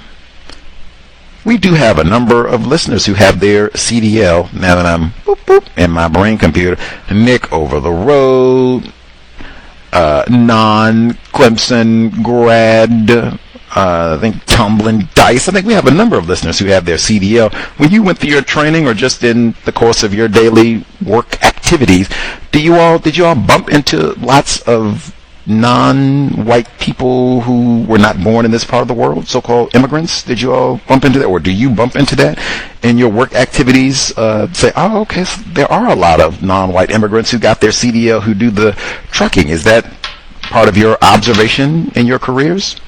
Just checking, because we do have a lot of non-white folks, listeners, COWS listeners, who have talked about their work revolving their CDL and then driving in their work. So let us know. I think victim in New Jersey as well. We have quite a few. So, yeah, let us know. If you listen to this live, you can let us know. If you hear the archive, you can write in and let us know down the road. But are there lots of non-white people not born in this part of the world who have their CDL and are doing trucking? Do you see that? We'll see. Folks who dialed in with a hand up, if you have commentary to share, line should be open. Proceed. Hi, Gus. Good evening, callers and listeners. May I be heard? Yes, ma'am. We have been talking about sexual harassment from some of our audio clips down in Georgia. We certainly have heard lots of sexual harassment from our young lady here. And most importantly, she gave us an update. Most recently, it was on the Counter Racist Weekly Review. She told us that she had a job offer that was rescinded, and she asked our tips or thoughts about pursuing an EEOC complaint, saying that there might be something nefarious, some collusion about how this job offer was rescinded. I gave my humble suggestion. I said, I do think it's worth it because it seems like she has some history where they have retaliated against her before. And she's made a legal complaint about all of this, and they had to make a settlement. And then the sexual abuse that I just mentioned, where the people on her current job might have found out about all of this. And said, oh, we can go and sabotage this. We don't want this nigger woman getting no new job or even getting away from me. That was what I said when she reported the white male, her direct supervisor. He's been sexually abusing her for so long. It may have just been, I don't want this nigger woman to get away from me. This is my nigger gal, and you're not getting a new job. You're not even getting a new office. She had tried it, but you're going to be right here, right next to me. And I'm going to make sure if I have to go and say something to make sure you don't get this job, you're going to stay right here. And I said I did think it would be constructive, but having correct expectations, it might take a long time. They might not do anything. What's the worst that could happen? You'd be where you are before. This was most recently, I think, previous Saturday she dialed in, catching us up. Yes, ma'am, you should be live with us. Okay, thank you. And I just have a couple of quick stories. So I did do that open records request, and usually it takes about 10 days for them to either respond or escalate to the Attorney General. We're about at day 9, and I'm still waiting on a response to get those records about the rescission. Also, I just want to apologize in advance. If you hear traffic, I'm trying to keep myself healthy, take a nice evening walk, to keep my health up. So I just have 2 quick stories. First story is, my boss, he was gone all last week, which was really quite nice, quite a bit of a reprieve as he was on vacation. He came back this week, actually, and, I didn't go down to his area. I've been, I try to avoid him. And so, I had to come up front to, help a contractor. And, basically, as soon as I was coming to help him, he's walking, my boss is walking towards me. He's smiling at me, and I just kind of ignored him, focused on the person I was helping. And, not too long after that, I checked my email, and, he's like, I need you to process, 20 of these invoices, and, the due date is, was today, and I got the request yesterday, so I just noticed a pattern with him is like, he'll try to smile and be nice, I don't reciprocate, and then I get all these invoices and things that I need to process, which, of course I was not able to do. And, I just let him know in a professional way, if there's which of my tasks, that you assigned me, should I deprioritize to, fulfill, this request. So I didn't look like I was, refusing him. A second story is, it actually happened today. I was out in my vehicle, getting ready for my lunch, and non-white Hispanic male who was recently hired, I guess he pulled up next to me. I'm getting in my car, getting ready for lunch, and you know how you kind of check your mirror and you kind of do your makeup, and he was talking to me, and he was like, oh, you must be about to go get into some kind of trouble, and I just kind of looked at him because I was headed to lunch, and then, he made a comment, about, my lips, being, luscious. I was putting on lipstick, and that kind of threw me for a loop because this man is, fairly new.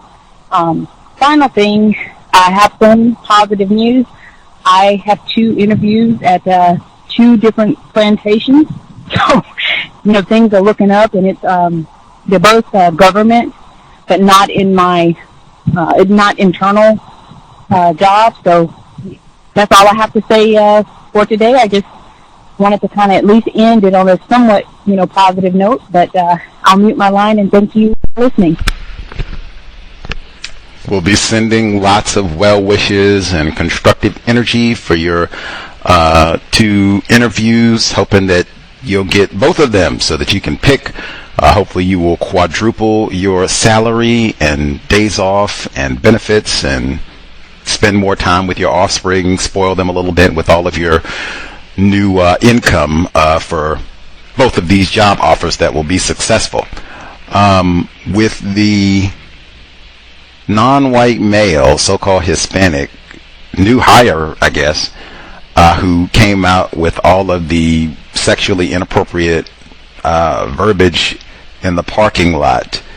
Is that something that you wanted to report, obviously, to the racist suspects who are at your job? Is that something that you were thinking about reporting, or is that something that you just wanted to document personally? And enough problems already here. I'm trying to get out of this place anyway, so hopefully I won't be working here too long. We won't have too much contact. Like, how are you thinking about addressing that moving forward?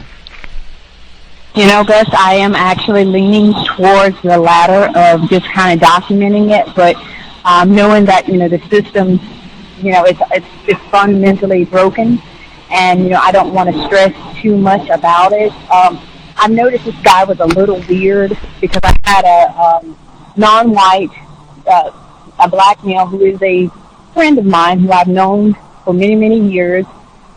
He's come by, like, outside, and he'll bring me, like, a lunch.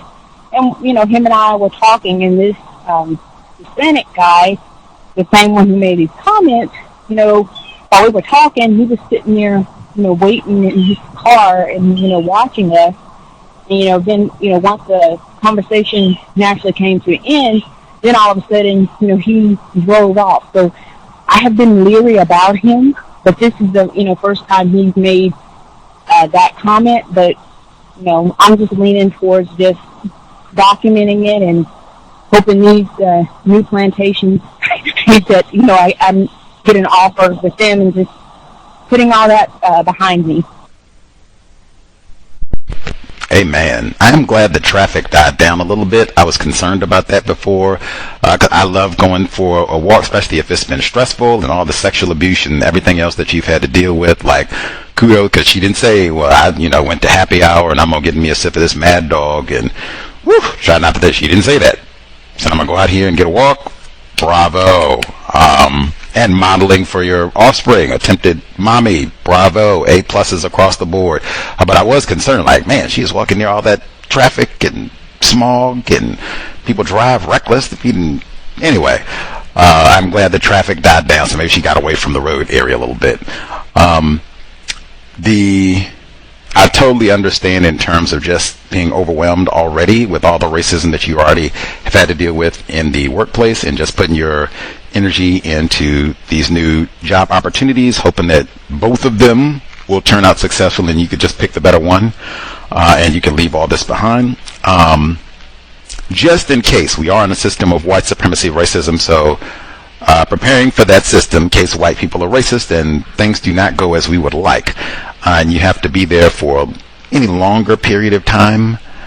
I would personally document all of this meticulously, as though you were going to submit a report about all of this, because this is something you don't have to submit it today. This is something that could be submitted next week, next month, September, particularly because you got 2 incidents. Oh man, she said just, man, I have so much sympathy, man, for a black mommy to have to go through all of this. She already had race soldier boss leaving notes on her desk, and also out sitting watching where she parks in the parking lot. I said then I thought he might have been following her home, and all the rest of it was just massively incorrect behavior. Massively incorrect all the way through. Jeffrey Dahmer-ish, stalker-ish in my view. Have to deal with all of that. Now somebody else coming up, sitting in there, stalker-ish as well. Sitting, watching, sitting with this old Jamal. And then as soon as she said the conversation, then he drives off. Much less now, we just get flagrant out. What in the world? It's all of it. Just the verbiage when he comes up to you in your car when you're alone. Like, I would every syllable of what he said, date, time, all of it. And then the previous counter, date, time, person was there. Like, oh man, I don't know how much of a rapport you have with the black male that you were eating with, but I might even let him know in case you all are sitting or you all together again and something similar happens, or he's in close proximity and is so that now you have a witness like, oh, I do the mean mugging again in the workplace. Well, you saw it. I'm sorry? That's the thing, is that he doesn't work. We used to work together for the same city government about maybe like 10 years ago, I'm thinking now. And he'll pop by, in the parking lot. And so he saw it because he thought it was odd. And he was like, what's wrong with the people, at their job, at your job? Because it's not the first time where he's, stopped by outside. And there were like people sitting there watching and you were looking, and it wasn't even a thing, I know, like, if it's at least, 3 or more of us, the white people get they get weary, but, it was just like a quick conversation, and, they're sitting there, watching, so he did pick up on it, and he was like, man, what is wrong with the people at your job? So he he sees it, so it's not, just, I'm not the only one spectating and seeing that. Spectacular. That way you have a witness to seeing this incorrect behavior, because that I would take that super serious. You said this guy's a new hire. I personally, as a victim of white supremacy, I guess you say he's not a black male, he's still non-white. Personally, as someone who is not white, I thought you're supposed to be on your best behavior when you get on a job. Now, I don't know if this is this probationary period, or at least you want to try and start off and make a good impression on everybody, but man, making those types of comments to a stranger, a brand new employee that you don't know, and then you're stalking and doing, man, I would take, because it's so flagrantly unprofessional, unacceptable, like I said, borderline stalking behavior. Man, I would take that super. That almost seems worse than the white dude. Like, he seems a little bit more refined. Like, he's just doing it. All of that's incorrect too, but at least he's just doing the notes and that type of thing, which is totally incorrect too. But that's a little bit more refined than just coming up at them lips, like, whoa, whoa, whoa, whoa. And it's even similar, because she had said before, the white dude, her supervisor, a client, came to the office, so she's talking to him about business. Her white supervisor is in the back making noise and all this, like he's jealous. What you round my nigga? It's the same behavior. It's the same, like the white man is a little bit more refined at times, but man, I would ruthlessly document all of this as though you're going to report it, because it just seems so dangerous, in my opinion, that I would think this behavior is going to escalate. This is something, if you have to be there like even 2 more weeks, I would expect he's going to do something else in that next 10 business days. I would expect you would have something else to tell us. That's why I would say, even if you do get those jobs, I suspect they're not going to hire you and you're going to start on Monday. So I would write all of this up as though you are going to report this, because, yeah, it might take a month.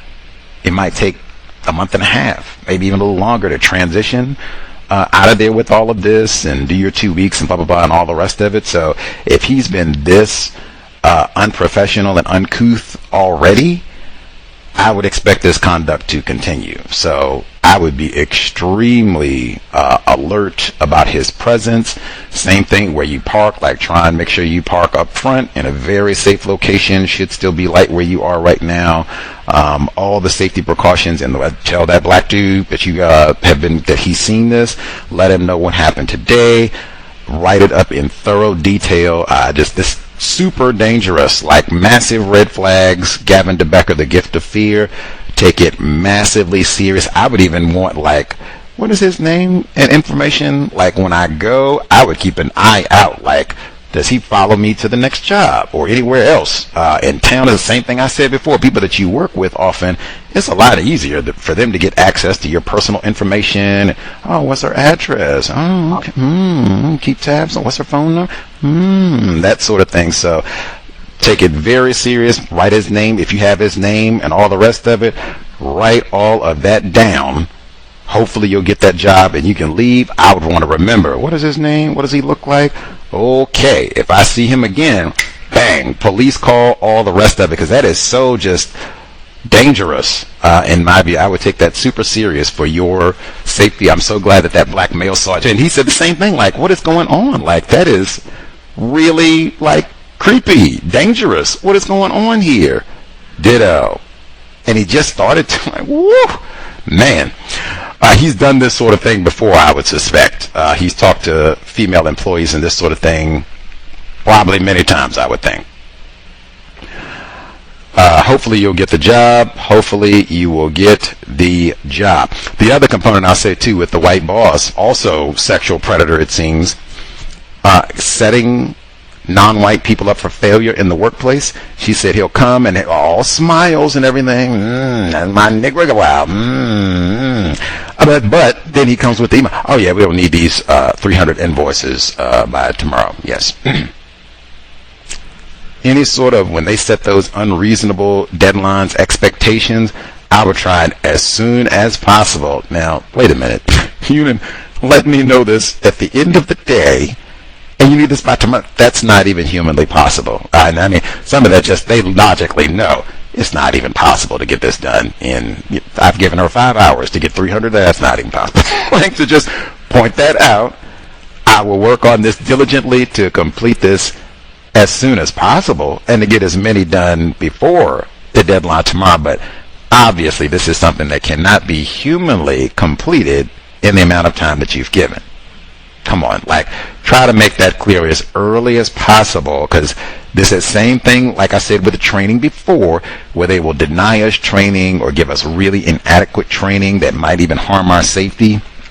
They'll set us up for failure by giving us these unreasonable deadlines where they know there's no way she's going to get this done. But, give it to her anyway. So then, she know you don't even work, you sitting around being late. Come on.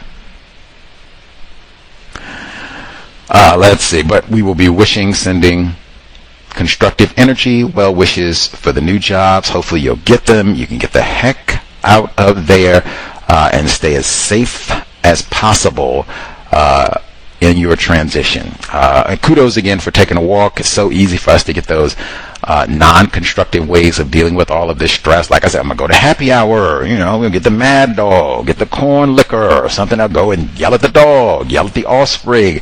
So I'm going to go take a walk called Neutralizing Workplace Racism. Way more constructive than the mad dog happy hour. Number again, 720-716-7300. The code 564943 pound. Press star 61 if you would like to participate. Folks have any suggestions for our young lady, her transition, how she would deal with this no count rogue non-white, non-black employee coming up and doing all this sexually incorrect conduct, especially if we have any females who have any thoughts on how they would deal with this. I'm a big fan. If you have to be there any longer, I would say than 30, even if I was going to be there for 30 days, report, because I do not expect him to behave for 30 days. Even half of that, I do not expect him to behave for 2 weeks. But if we have any females who have any thoughts on how they would deal with this to get this behavior neutralized ASAP, would appreciate. And even if you have males, what would you tell your female, if you have daughter, spouse, sister, niece, what would you tell them to neutralize this sort of behavior immediately? Let's see. Other folks who dialed in with a hand up, our caller 2752. Did you have commentary? You should be with us. Can I be heard? Yes, sir. Gus, just want to say thank you for your level of rigor and your consistency when it comes to replacing the system of white supremacy with the system of justice. Much obliged. Thank you. I have 4 quick points. You can hit on them any way you want to, Gus. First off, don't want to mock. I really love your cadence, Gus. Just wanted to know, we have retired firefighter, non-Clemson grad, Bay Area mom. How do you go about getting a moniker on the cows? Just wanted to ask. Second thing I wanted to know, Gus, related to workplace racism and the way that the workplace might be changing in a couple years to come, are you familiar with the landscape of streaming and what that looks like? Recently there was this massive young person event where streamers got together, predominantly black, non-white, and I wanted to know what your thoughts were regarding just work labor and streaming and sort of what I see as a modern day minstrel show for young people, really getting into that. It doesn't seem very constructive to me. Your thoughts? And then the second thing, I think I said I have 4, but I just might have 3. The third thing, I wanted to know, Gus, I'm just so grateful to have gotten into your content. I have so much to listen to, with so much, 17 years of archive to listen to. How do you do it? And when I say how do you do it, what are your tips, tricks for reading? What are your I know you said you don't really buy books, but your marginalia, what does that look like? What is your system? I know it's 17 years in development, but if you have any pro tips for being systematic when it comes to literature, annotating, digesting, retaining information. That's all for me. God bless, Gus. Appreciate you.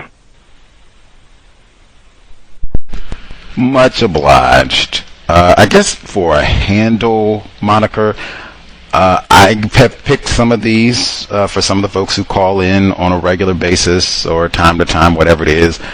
Some people have chosen their own. If you think of something, having a name in mind that you would like to be referenced as, let us know, and that'll be how you are referenced from here on out. I think for some of the other folks, I might have picked the name Bay Area Mom, for example. I think I might have picked that one just because she calls in from the Bay Area and is a mom. Very simple. The streamers, I would say just in general, victims of white supremacy engage in lots of non-constructive behavior. We're victims. Frequently with a camera. We're victims.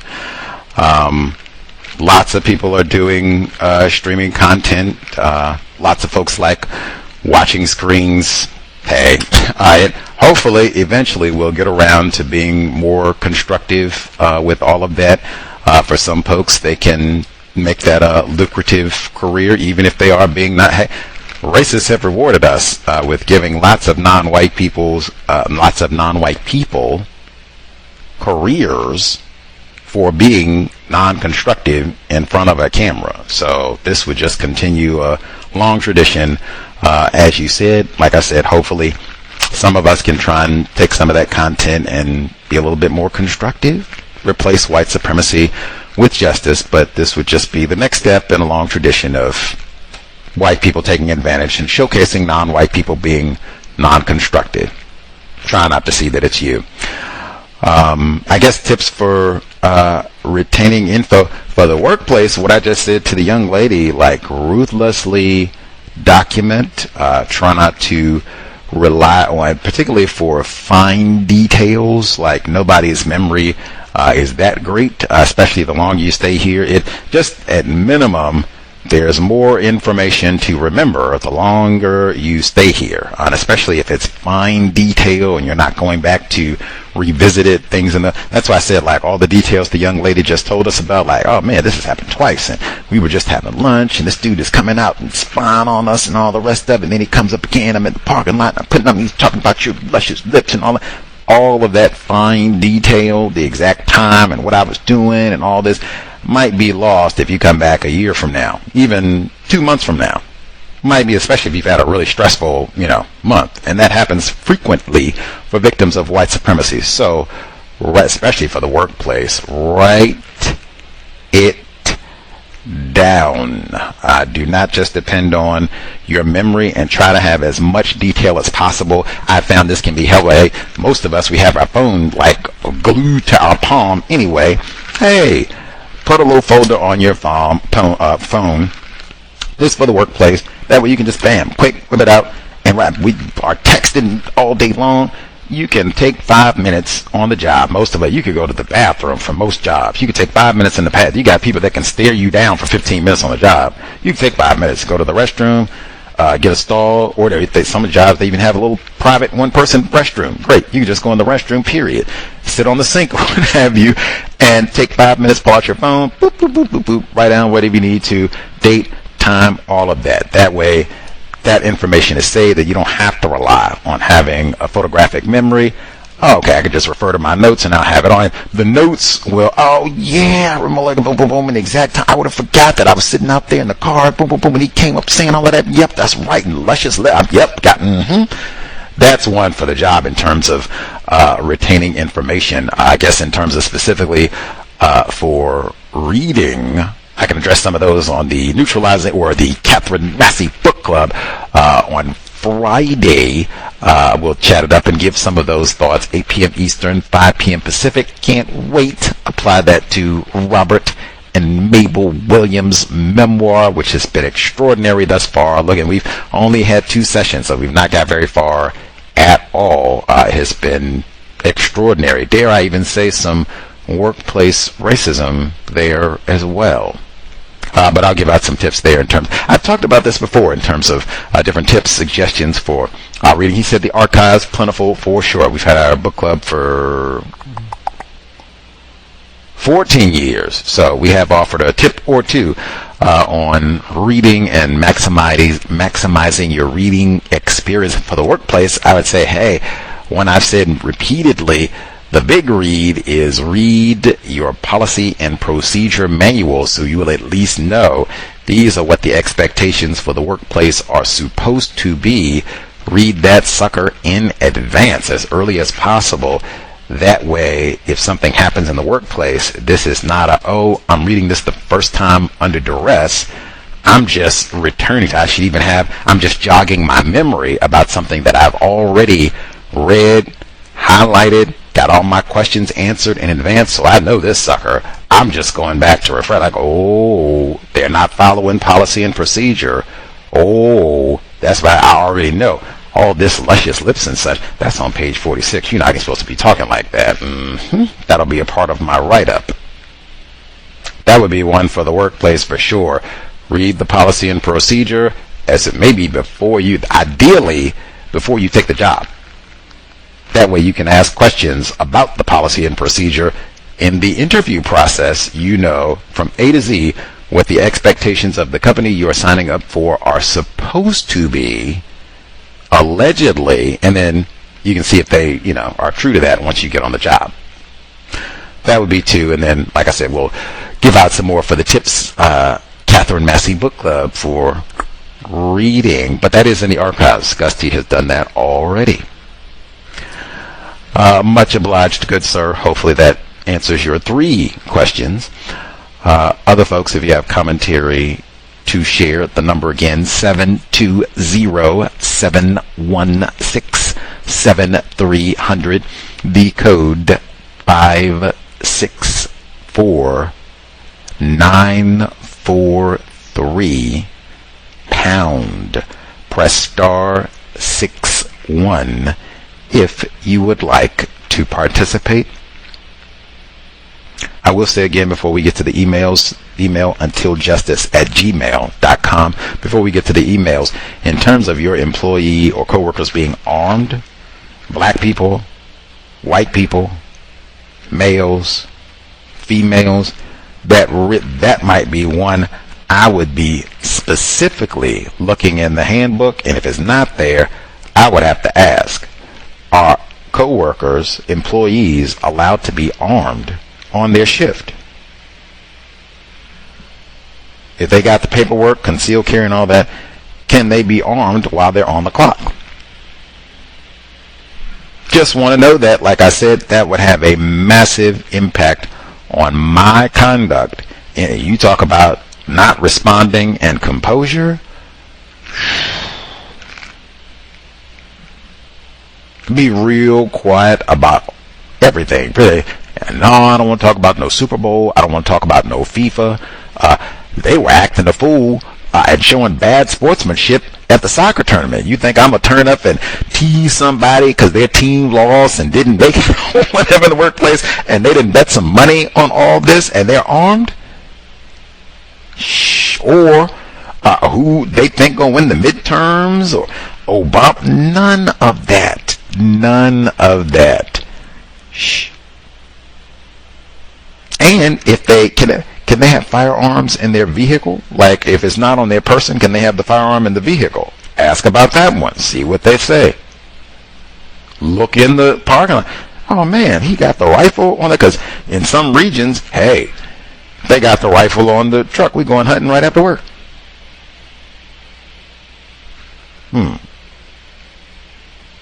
Even if I worked in the South. Hunting cold, I might hunt. I'm not sure how I would feel about an employee having a rifle in their car 100 yards from the workplace. Probably less than 100 yards from the workplace, because they got employee parking sometimes is real close.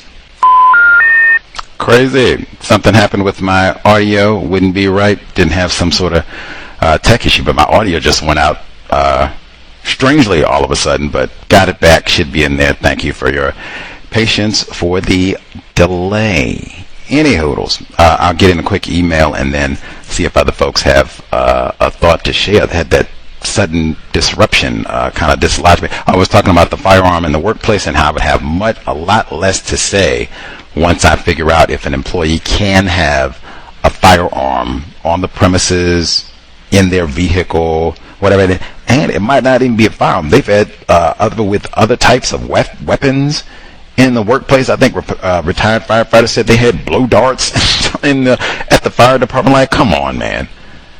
It might even have to broaden firearms and or other weapons. It might even have to broaden out machete, whatever, the baseball bat. Like, man, butcher knife. It really might have to broaden out to encompass just weapons in general, and specifically firearms. Are they permitted in the workplace? And see what they say.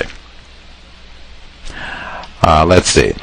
The folks who wrote in specifically with commentary to share, our female caller, let's see, she wrote in, greetings, Gus. I spent most of last weekend preparing for a meeting with Harry and Tristan, tightening to make sure everything I needed to explain to him was watertight. I was already feeling the pressure, and then Tristan dropped that destabilizing comment about my boss being mad about the sub-project which I took over from someone else. It wasn't feedback or guidance. It was just perfectly timed to knock my confidence right before a senior meeting. Very common.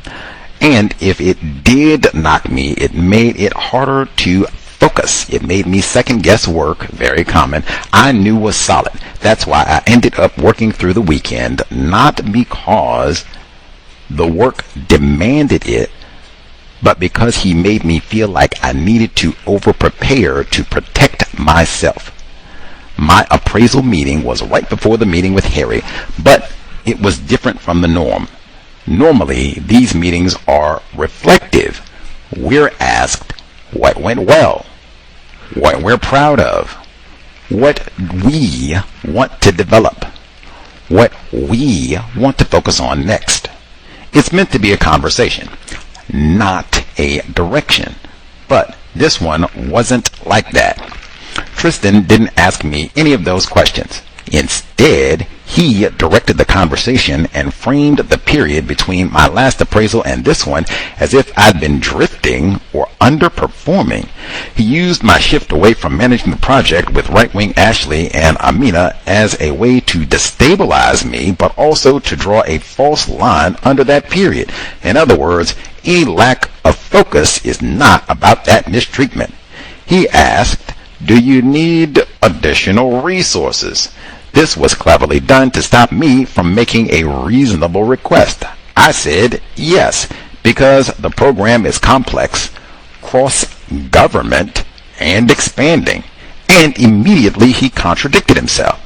Well, my view is you should be able to deliver without any additional resources, but we can review it as things pick up and we get approval. It wasn't a genuine offer. It was a test and a way to frame me as someone who should be able to deliver without support. Now, mind you, this is the context. Right-wing Ashley and some of these other inept white people, neurodivergent white hires, where they can steal like the petty cash, mess up on projects for 18 months and got to go. And then she had white people who were doing projects with help that were supposed to be done by one person. Now it's a group project because you got these old inept, incompetent white hires who are, again, probably some cronyism, nepotism, racism, but you got these old incompetent white hires. They can't even do their job. Now I got to go in and work with them.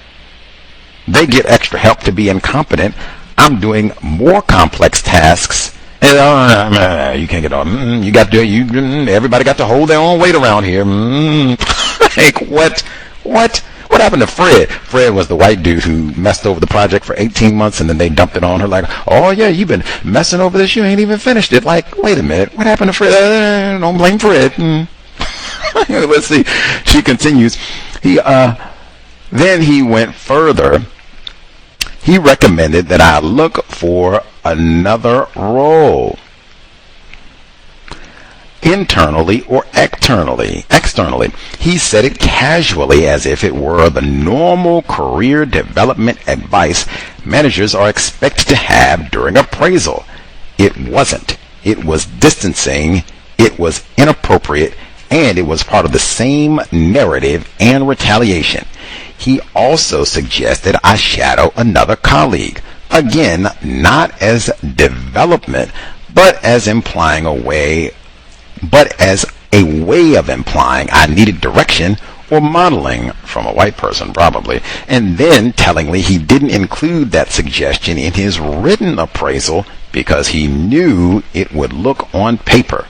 He knew how it would look on paper. The contrast with how resourcing works for other people was impossible to ignore. Right-wing Ashley has been given a team for work that isn't even a full-time job. I remember that. People running one element of the work I'm doing had a team of 3. They do that to non-white people all the time. We'll take something where 3 people, 4 people, 5 people were doing this work before, often 5 incompetent white people. Now there's oh no, you can do it, you got it.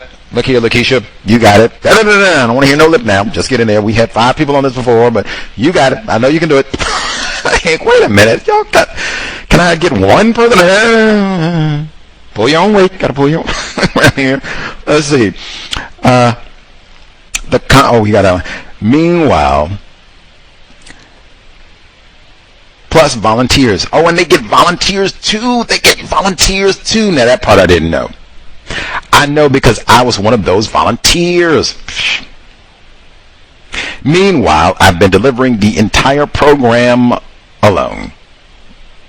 If I didn't have a co-pilot, I genuinely wouldn't have coped. They probably are upset that you have that. Like, hey, we didn't authorize that. You're cheating. Hey, man. So when Tristan said I should be able to deliver without resources, it wasn't just minimizing. It was completely disconnected from the reality of how the directorate allocates support. Then Monday came, the meeting with Harry, which was straight after, where everything flipped. Harry wasn't mad or skeptical. He was surprised. He had no idea how much work I've been doing. He was able to see the scale and quality of the work, asked questions, and immediately asked me to brief his boss. That is giving me senior level visibility. Woo! That moment brought clarity. I now understand just how much Tristan has been undermining me. See, we get that? Lots, see? Undermining and sabotaging black employees who are actually doing competent, quality work. They get undermined, and particularly, that was not tech error. I just had to clear my throat quickly. Importantly, she noted this destabilized my confidence. I've been quote unquote holding these racist white people's hands, and they're incompetent and lazy and racist and don't want to do this work. I've been compensating and covering up and doing all, even volunteering to help them get their work done because they're so lazy and trifling and incompetent and racist. I've been doing all of this. Maybe you need to look for another job, you old lazy heifer. What? I'm not even stealing the petty cash. She didn't even include that one. They got white people there who are incompetent and they steal the petty cash. I'm not even thieving. What? Maybe you need to look for another job. Or at least look at how some of these competent white people do that. Maybe you can go shadow right-wing Ashley for a day or two and see how one of our hard-working model employees gets things done. What? Deliberate. I tell you, this is, I think, in my view, so important because so many non-white people on jobs, this is what they do to us. You might be the best worker there, literally. All that means, we are really going to go to work practicing racism on you now, making the rest of us look bad, which probably is true. But it ain't going to be no, wow, we are so proud and thankful that we got you here. I mean, we got so many incompetent, lazy, crony white hires. Woo. We need some people who actually know how to do this work and are going to get it done. Oh, thank our star. No. Nigger woman making us look bad. We're going to find a way to get nigger woman making us look bad. Not, thank God, she actually getting sweated. Nigger woman making us look bad. We're going to find a way. Yeah, we're going to get me. Don't even worry. We're going to spy on her. We're going to sabotage her on the rest of it. Come on. That's even what the young lady said before. Call in at the end of the day. Hey, we're going to need 300 invoices. We're going to need them done by 12 noon tomorrow. Thank you so much. Like, what? Set up for failure, even when you are doing phenomenal work. Might be, like I said, you might be the best employee there. System of white supremacy. You're an uppity Negro. And it sounds like he had been totally lying, like to say, oh man, Harry is disgusted with your performance. Like, oh my God, he was talking about firing you just twice last week. Oh, you go and talk to me? Really? I said, what? Really? That's so interesting. I don't remember saying that. Like, what? Come on. System of white supremacy primarily operates by deception. And particularly, I would say, with regards to labor, that knocking our confidence. It's not racism. It's not that we got a bunch of lazy white hires. It's something is wrong with you. You are defective.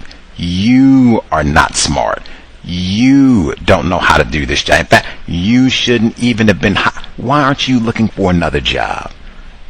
Why don't you go get on the welfare? It's like, 'cause you aren't even supposed to be here. You're not even up to snuff for this job. What? And then to say that enough so that, yeah, you right. That's what she said. I done wasted my whole weekend. Like, man, you right. I messed up. I don't even know how to do the job, man. I'm going to go pay attention to right-wing ad. Yeah, she'll get me wrong. I'm going to go pay attention. What? What? Thank you for sharing that, because that is very, I think non-Clemson grad, remember, he has said the same thing. He has said the same thing. You go and apply. He's a valedictorian. He's a valedictorian. They will go and say, oh man, you old ignorant, no count, non-white, you don't know nothing. You had, no, we ain't gonna promote you. No, we ain't gonna give you no new job. No way, we not giving you no raise, you old incompetent heathen nigger. You don't even know how to spell correctly. Yeah, get on out in. Yeah, I guess they right. I don't know how to spell. Yeah. They are brilliant with this. Absolutely brilliant. No, I would tell that to your offspring. You are still learning. You're not perfect. It's not for you to be overconfident about your performance, but it is in a system of white supremacy. White people lie. They get so much impact from us attributing is something defective about us internalizing this, as opposed to, oh, wait a minute, they are practicing white supremacy. They just want to undermine my confidence, my black self-respect, my competence that I can't even do this. I can't even spell correct. No, they're just practicing racism. So glad that happened. So I just took talking directly with Harry. Mad? Really? I don't know about that, but maybe you can go talk to the senior level folks since you've explained this so well. You can go chat it up with them. He didn't say, maybe you and right-wing Ashley can go talk to the senior level folks. Like, oh no. Sit down, right-wing. We don't need your help on this one. She continues, after the Harry meeting, Tristan submitted the written appraisal, still minimizing, still suggesting I look outside the directorate, still framing me as someone who needed direction. I responded with a factual, senior, evidence-based account of my work over the period and Harry's positive feedback. That's what I say all the time. If you get particularly, this is senior level, but if you get other, even if it's patrons, I say you work at a job where you deal with just citizens. They're not employees, you're not your coworkers, but they appreciate, praise your performance, the work that you did for them. Can we get that in writing? Email, bam, put that in the file, because this sort of thing happens all the time, especially when it's time for an evaluation. We're going to do your annual review or your 6-month appraisal. Put this in my personnel file forever. And Dr. Kanban even talked about, this is the counter to the, oh, you old shiftless nigger and you don't do nothing and you miss all the deadlines and we can't depend on you. Whoa, wait a minute. We got the very people we serve saying the exact opposite, that this person was wonderful and the best service that they ever had. Or, in this case, we got senior level management saying this person is amazing, competent. We need her to be able to explain this to other people because she knows the information so well. That should be page 1 in my personnel folder, not some old name. And even, that's such a glaring contradiction. Which is it? Do I not know what I'm talking about and I need to go and shadow people? Shadow. Or am I competent and I'm the one that you rely to go and explain this complex information to the most powerful white people in the company? Which is it? Somebody got to be wrong here. Is Harry wrong? You don't know what he's talking about? Excellent job, in my opinion. This is not no anomaly. This is all over the plantation throughout the known universe. Like I said, this is how you can see it's not money. If it was a money thing, hey, for the bottom line, this nigga woman is doing right. We're going to keep her on. We're going to practice racism, of course, but hey, she helping out. No. That's not the most important. what's most important, practicing white supremacy racism. We're going to sabotage one of our best employees. Get her on out of here. They told me we need to get her on out of here. Which is it? Do I need to go talk to and explain this to the most powerful white people, or do I need to look for another job? Which is it? Anywho, she says, today I presented my work to the whole division and told them that they telling me I need to look for another job. The strategic framing, the complexity, the cross-government angles. I deliberately didn't announce the agenda in advance so Shelley wouldn't have time to prepare an attack. My director was there. Tristan wasn't, as we swapped chair responsibilities. He didn't know I was presenting. The presentation landed well. Even Isabel, who I don't particularly like, and she doesn't like me, someone my director values, acknowledged the complexity and engaged thoughtfully. People understood the scale of the program and the level I've been operating at, and they saw it directly without Tristan filtering or reframing anything. I'm not pretending the power base has shifted. Tristan is still my boss. But the week has brought clarity for me and Harry. He's seen the truth of the work. Do I expect him to challenge Tristan about the lies? No. The important thing is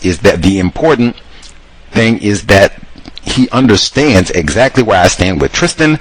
No more guesswork. I'm applying for jobs, heard that twice. No success with the application as yet, so I volunteered to sit on recruitment panels to get an insight into applications and recruitment in an era where people are using AI. Intelligent. Thanks for the platform. Bravo. Very stressful week, having to navigate all of that, and then having to do complex public presentations in front of powerful white people.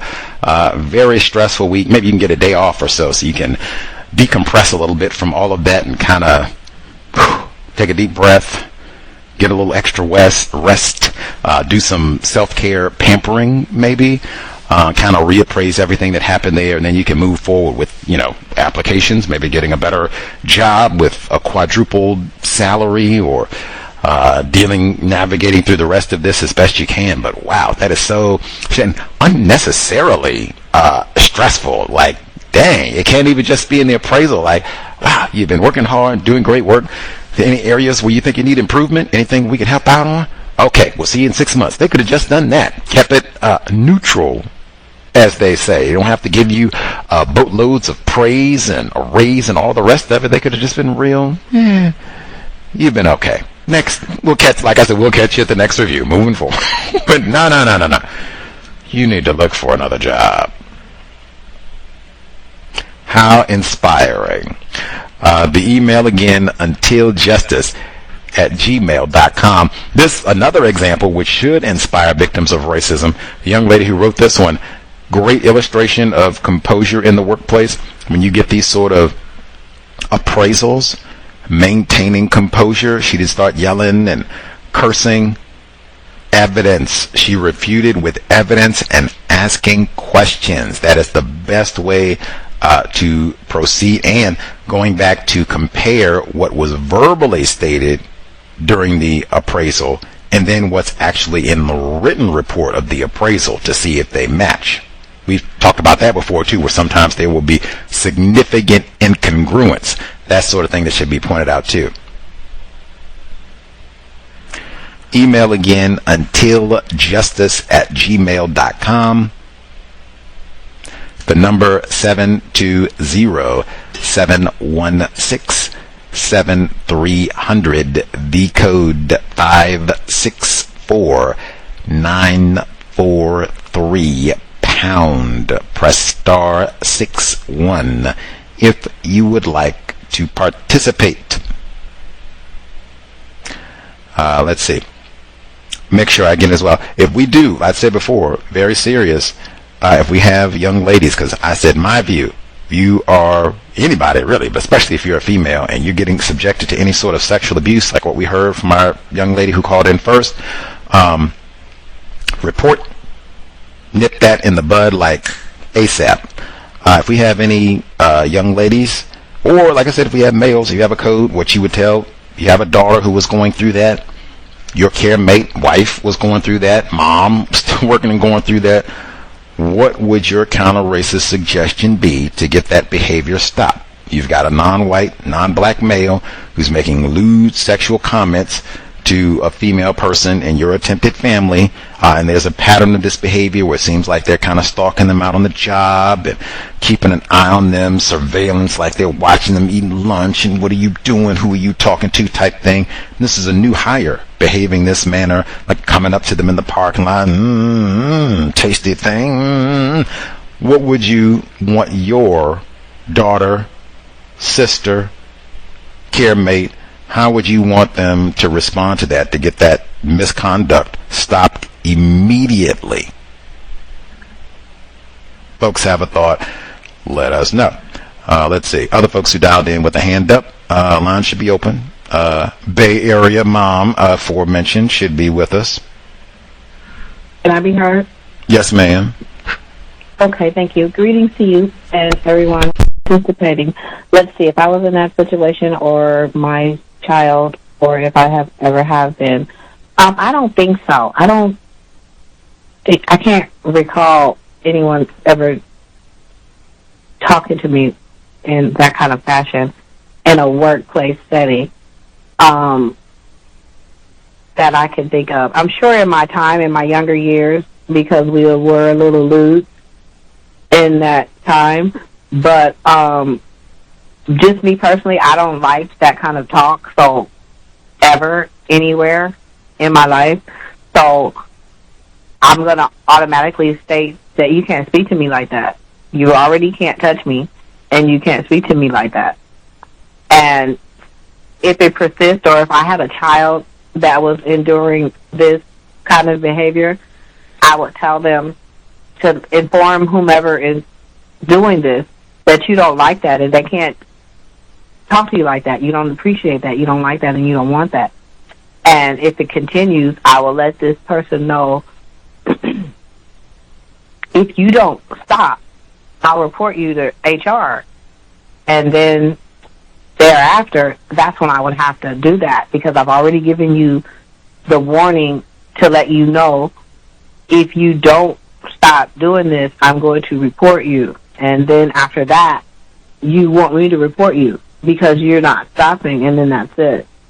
So I think that's how I would do it. And I would also tell one of my daughter, or any female that I cared about, something similar. And if no one did anything about it, I would probably look for another job, and I would keep some kind of written trail of my encounters, and I would probably call the police or make some kind of report as well before I left the job. That's me. And how I would handle that, because that's so not what you came to work for. You didn't apply for this job to terrorize me. So that's awful. No disrespect. Workplace racism. I just got back to work. Yay! We just all got back to the school on Monday. So excited. Ooh. And I guess I'm not showing my team spirit excitement. And I gotta get better. Maybe by Monday. Let me see what I can do tomorrow.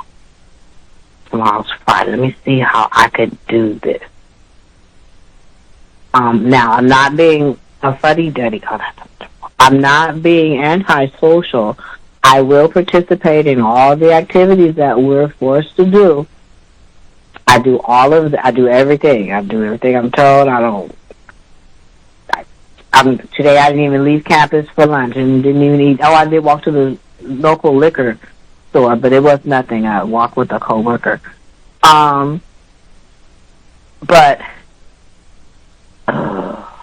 So I got a text message from the BCBA telling me she wanted me to hear this before anyone told me that she she wasn't coming back to school, so she wouldn't be there come Monday. So that bothered me because I did a lot of work this summer preparing for this school year for so many things. One of the children that I have, this is their last year, and, I wanted to really put as much as I could into this last school year for this child that would be locked up in that room all these years. I wanted to do something, but without her being there, it doesn't happen immediately like it would, if she's there. So, but the good part about it was a great blow to the school because that's how dependent they were on her services and her enduring the abuse that she would endure from the children with no support, little to no support. So, and we're literally, it appears, I guess we're one school when needed, but it's basically K through 8, but it's a divider, so TK through 4, and then 5, 6, 7, 8. Yeah, 5 to 8, and then you go to the high school, wherever. It's not out there, though. But that's how it goes. So she would do both schools, and maybe, I think some other schools, too, as well, but it's real violent at our schools. And the kids will fight you, and then one principal, I'm not CPI trained, so I can't help you, so you'll watch them. So it's a lot, right? And they allow the children's behavior to escalate so high that they're now violent. So, and then you go from grade to grade to grade. So I guess there's 90% retention, so only 10% of the people that work there are not there anymore. That's because we're in 3-week PD, and next week is back to school night. So we have to get ready for that. So it's a lot of hours, a lot of talking, a lot of verbal PD talk, and going over different rules and expectations and how to do this and how to teach, how to get the kids in order, how to do stuff, and, calling, because you want the families to come to this stuff too, so it's a lot of work. So somebody suggested that the paras, help with the phone calls, and I'm like, well, who suggested that? I don't have time. I don't know. You get the little Lord bottoms to do your phone calls to your children. No, don't ask me. They know not to bother me with that foolishness. But I did make one call, and that's the little boy mom that went to the 4th grade. I have a different relationship with her, I guess. I don't know. But that was it. Y'all call your own class. But I guess somebody helped them. It was somebody else helped them do some calls because I really don't have time for that. But anyway, it has whitened. You can tell it's whitened.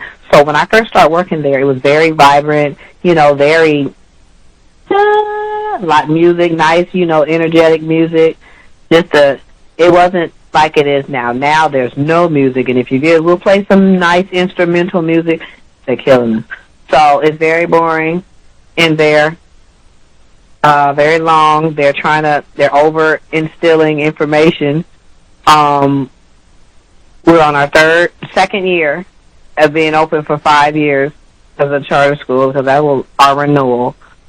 I don't know. They're trying to, so you have some new people, new teachers, and things. I could see some of them not staying for the full year.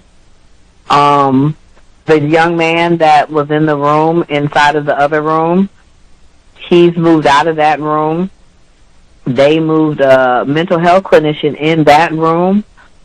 I had to get all his stuff out of there, though, so I did that. And so she's like, I thought I was going to get this other room. I'm like, I don't know I didn't even think that. because the room she thought she was going to get, the little boy, that was going to be his office, his new office. But because the lady that was originally in there is coming back, and she needs that bathroom because she's recovering from cancer, she's going to stay in that room, which is lovely for me. So, because I don't have no problem with this lady. And she keeps me in the loop with whatever she's got. You know, she sent me her little video from her and her chemo. So when you ring the bell, ding, ding, ding, ding, ding, because it's all over that. So I appreciate her. She's an older lady too, so it's a little different. I think she's 74 or 5, something. But anyway, so I'm glad she's coming back. And they hired another one too, and there's this Caucasian male that's there as well. So this would be his second year. So she's going to come back. So she's going to need that to have the access to that bathroom versus not having the access to have to wait for someone to come out if somebody's there. It just sounds like a disaster where she could just be right in there in her room where her stuff already is. Well, great. So we're going to be in this other room. It's a large room that we're going to have to share, so I'm doing dividers and all that. Hopefully the little boy won't be too... So I'm trying to set it up now with their money to make it appealing enough for him to at least do this last year of school, since they have had him accustomed to being in separate spaces and not in the classroom setting.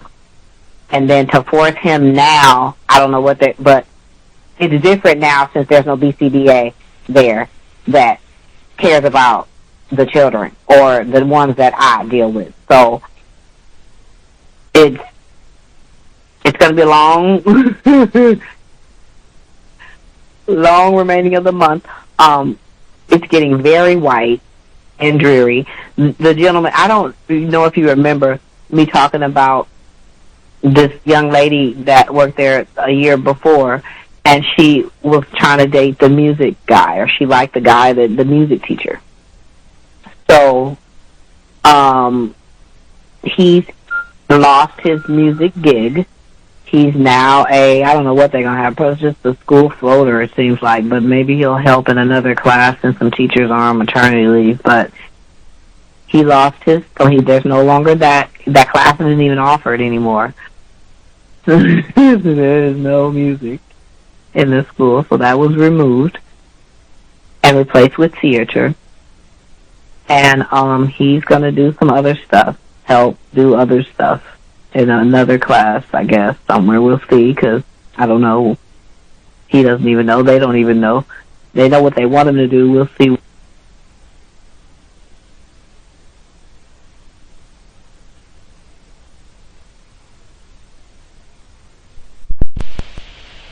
Uh-oh. Bay Area Mom, are you still with us? Not hearing you, Bay Area Mom. Uh-oh, she might have got I don't see her on the line. She might have got disconnected. Dang.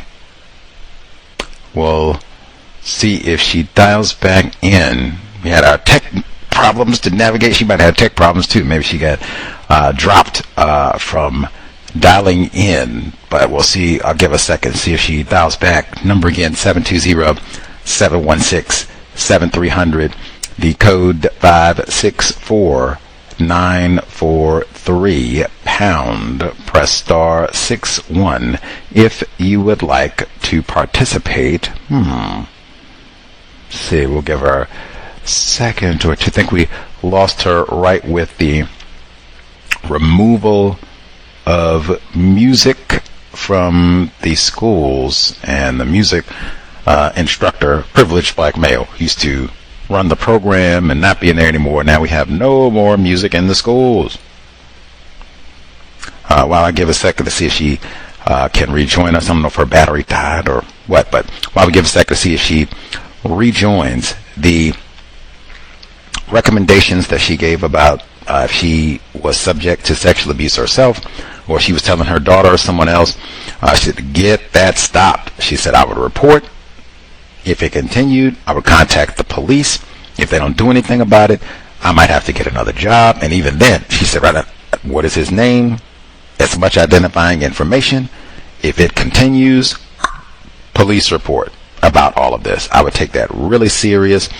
Nobody signed up for a job to endure all of that terrorism and tacky behavior, especially really any environment, especially if this is like a serious 9-to-5 code of conduct and all that. Like, come on, let's be professional. But nip that in the bud immediately if that's happening to you in the workplace. Looking out, seeing as she dials back, I'm going over some of the things that she did share before we lost Bay Area Mom. She talked about, and she's told us before, about the loss of black staff at this school that has lots of black children, lots of non-white children. She had mentioned specifically before one of the black male instructors. He was so frustrated with all because she talked about the whitening of this school that has so many non-white students. They even snatched Clarence Thomas's picture off the wall. And the black male staff member was so upset about that he left too. They said, good, we got twofer, got rid of Clarence, and the other, we got rid of the picture of Clarence, and then the teacher Clarence, got a 2-for-1. But she's talked about that explicitly, and all of that to the detriment of these non-white children at this Oakland school who need the most help. She talked about the white people deciding who's going to be coming back, not coming back from the school year. In fact, she started where she said that they accused her of not having adequate school spirit, whatever that's what I was thinking. What does that mean exactly? Like, am I supposed to have pom-poms? I'm supposed to sing the school song? I wear the school colors every day? I dress up as the mascot? Like, what does that mean? School spirit? Like, you'd have to give me that in tremendous detail. That's one of those, like they say to us on the job, that you just don't have that proper fitting into our family here. What? What does that mean exactly? Explain it. What am I doing or not doing that jeopardizes my fit? And have them explain it, because she said, I don't even take lunch. I'm so vested. Like, that isn't school spirit? Sheesh, you have to tell me. I'd much rather have the person that they're going to be here and work as opposed to dipping out on us for 30 minutes or an hour when we got these children that need help, as opposed to the person that's wearing the school colors. But as soon as lunchtime come, they're gone, and we have to beg them to come back on the clock. Like, I'd rather have the first. Just saying. That's just me. I don't have the best fashion sense, though, they say. She said some of the staff, I guess, was upset about what room they were going to be assigned to work in, either for the summer or the coming school year in the autumn. That's why we've said, like, for years with regards to the workplace, it's not your office, it's not your desk, it's not your computer, it's not your classroom. Drop that possessive adjective, or if you're going to use it, just be truthful about it. It's their classroom. This is the room I'm assigned. And that's the way I would say it publicly, because it's true. This is not my room. White people can't come today and you're not going to be in this classroom no more. We moved you in the basement. I'm in the basement. It's not my room. And that would probably impact how I function and decorate. I'm not going to have all my trinkets and everything, because this is not my room. Now, they can decorate it in terms of how I want the room that they allow me to use, resources that I have up for the children and all that. That's great, but that's there for them, and that's not my property either. The resources and whatever's on the wall and stuff, that's not mine either. But I would have to function in that manner just to keep me safe, and just so that I have correct expectations. I don't have any sort of attachments to this location, because it's got a bathroom. If it's got a bathroom, or it's close to the parking lot, or whatever other natural amenities may come with you being in this space, you can appreciate it while you have access to it. But hey, white people can change their mind about this in the next 5 minutes. It's not my room. Just keep that in mind.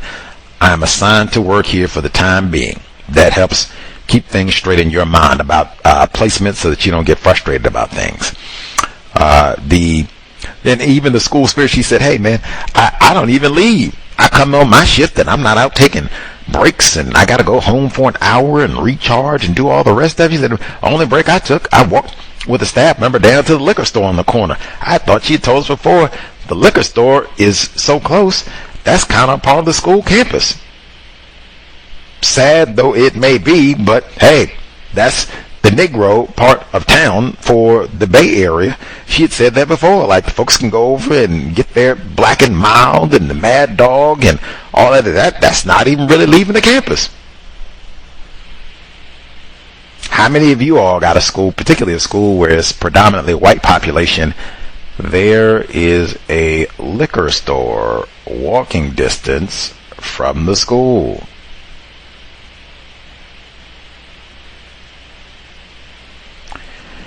Anywho,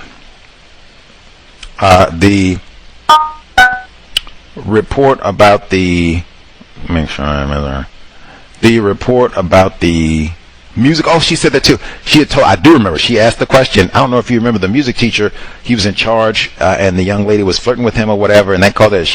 Yes, I do remember that. And I think she'd even said that the black male music instructor, he was supposed to do, I think it was either like taking a class or certification. It was something he was supposed to do, and then he could have continued to have this music class, and he failed to do it. Now that could have been disruption, system of white supremacy, lots of things, but either way, he did not go get this certification that he needed to continue doing the class, so now I don't have music class anymore at the school. Devastating. I would say that I think white people have done studies where they've talked about like that, learning, studying music activates totally different part of your brain computer. It can be very helpful, strengthening your brain computer so you're better at solving problems and different types of analytical thinking. Very important understanding of sound. And even beyond white people's study of this, non-white people, and talking about how you used to have generations where large numbers of black people were very knowledgeable about playing musical instruments, even if they weren't going to necessarily go and I'm going to try and be the next Stevie Wonder or Alicia Keys or something of that nature. But just, this is a skill, even just for personal, that can be a constructive way, as opposed to I'm going to go drink the Mad Dog. I'll go play the piano for a little while and decompress from whitey. Now you don't have as many as many non-white people who can do that, because they literally took the music out of the school, as we heard again in Oakland. There are whole books about that and racism, in terms of white people deliberately taking music out of schools so that black people have fewer resources, particularly constructive resources. Not an accident at all. But yeah, I wrote that one down too. That said, let's see. I'll keep an eye out to see if we nab Bay Area mom back. Maybe her phone died or whatever else. See if we get her back if she wanted to finish up the rest of her report, because I wasn't sure if they had said that she wasn't going to come back to that school in the autumn, where she had been making all her plans to look out for some of these black children who get no help, just get bad fruit by the foot and some other nonsense, or if it was a different educator who's not coming back and they're just going to replace her with other white people. But we'll get clarity next time around. But much obliged to Bay Area mom. Hopefully she's safe. Charged phone. We'll check in. Let's see. Our caller 2752. Did you have additional update to share? Yeah, real quick, the Bay Area mom was talking about, it's funny, you talked about how the liquor store is practically part of the campus. I've always been interested, haven't done any deep studies about it, but here in New York City, as I'm sure you can imagine, it just got me thinking, every other block is a liquor store, but as soon as you get past 125th Street, less and less and less liquor stores. I'm sure the data has to show, you know, whatever the redlining looks like in the Bronx and Harlem and these concentrated areas where the Negroes live. I'm sure the heat map must look crazy as far as liquor stores go. So I just wanted to add that. Thanks, Gus. Oh, I'm sure. Oh, Harlem World. They'll blame that. See, that's Diddy's imprint. See, there you go. He didn't do nothing. Put Ciroc shacks up everywhere. He didn't put no schools up for you niggers. We miss you, Diddy. I'm sure that has to be the case. Even I can speak for here in good old Seattle. Now, the affectionately known as the CD, it officially, that is for Central District, but it is affectionately known as the Colored District, even though it has been super gentrified like forever. You can walk from Garfield High School in the Central District, which is forever has been done. Oh, they put the niggers over there. You can walk from Garfield High School to a cannabis dispensary. I'm pretty sure that that is not the case for Bellevue High School. That's not in Seattle, but still. I'm pretty sure you can't walk to no cannabis dispensary from Bellevue High School. I'm very sure you cannot walk to a cannabis dispensary from Roosevelt High School. Roosevelt High School is on the opposite side of town from Garfield High School. I know, hey, you know what you can walk to from Roosevelt High School? Whole Foods. They don't say that the Roosevelt, all of that would be close to Green Lake. They don't say that that area is the Colored District. I've never heard that about that region. But you can walk, and you will see, if you go to that Whole Foods at noon, you will see the cavalcade of white students storm the Whole Foods for lunch. Could you do that at your high school? Say, we don't want the nasty high school cafeteria food. Forget Michelle Obama school lunch program. We're going to go to Whole Foods and get our vittles and then come back to class.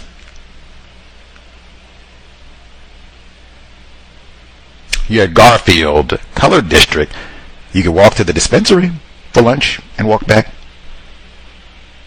And hey, what's directly across the street from Garfield? The corner store. How did I forget that? I guess the dispensary would trump. So if you walk literally straight shot, if you walk, you can pull this up on the map. Garfield High School, boop, boop, boop. You would be going north up 23rd. It would be like 1, 2, 3. I think that's 3 blocks. You can look on the map. Say, is Gus T lying to you? Garfield High School, 23rd and Cherry, Seattle. Walk 3 blocks north on 23rd. Do you hit Ike's dispensary? And scratch the dispensary right across the street. It's the same thing I just said for Bay Area Month. The corner store is practically a part of the campus. The corner store. The corner store. Now, technically, Garfield High School is then adjacent to Garfield Community Center. The community center is directly across the street from the corner store, but I mean, it's like 30 yards. It's not even a block. I think it's 30 yards. You could literally walk out. You could walk off Garfield High School track, walk right across it. Let me get a Black and Mild. Y'all got the Mad? I'm gonna see if they got Mad Dog. I'm gonna see if they got Mad Dog. If you can walk across the street from Garfield High School and get Mad Dog. That's your Colored District in Seattle. Like I said, one more time. Roosevelt. Hey, you can look at that one on the map. Roosevelt High School is at 65th and 14th, I believe. That's the intersection for Roosevelt High School in Seattle. What's across the street from Roosevelt High School? Okay. And the transit station so that you can get anywhere you need to around Seattle. But most importantly, Whole Foods. What does it mean to be white? That's it. We'll be here Friday. Catherine Massey Book Club. Cannot wait. Should be mandatory read. Mandatory read. Robert F. and Mabel Williams. Their memoir is extraordinary. The first chunk of it is Robert F. Williams' memoir. We just started. We read like 10 chapters. Whew. Wow. Black self-respect. Armed resistance to white supremacy, racism. I think we've only read like 10 chapters and we're already killing white people. We're already got black people killing white people in response to racism. 8 p.m. Eastern, 5 p.m. Pacific. Cannot wait. And then I'll make sure to slip in some of Gus T's tips for retention, reading, maximizing your literary experience. Catherine Massey Book Club, 8 p.m. Eastern, 5 p.m. Pacific. And then Saturday, Counter-Racist Weekly Review. We will catch up on what has transpired over the past 7 days on the plantation. Nolan Wells, Daniel Irving, sad updates for victims of white supremacy with white friends. Creator, help us remember in the summertime, sobriety would be best. If you got that company picnic and all the rest of it, man, that is not the time. I'm going to get me old brewski and a teetotaler. You are drinking water, nothing else. Especially if you got young folks, remind them as well. 100 deadliest days on the road. Be sober behind the wheel. Creator, remind us, apparently, especially at work. Stop saying not all white people are racist. Remind us, especially at work, stop name calling and cursing black people. It has been time. Replace white supremacy with justice immediately. Cow signing out. Thanks all for tuning in. Nigga, you so brainwashed. I'm a victim, brother. No problem. You're a victim. I'm a victim of 400 years of conditioning. Shut up. The man has programmed my conditioning. Even my conditioning has been conditioned.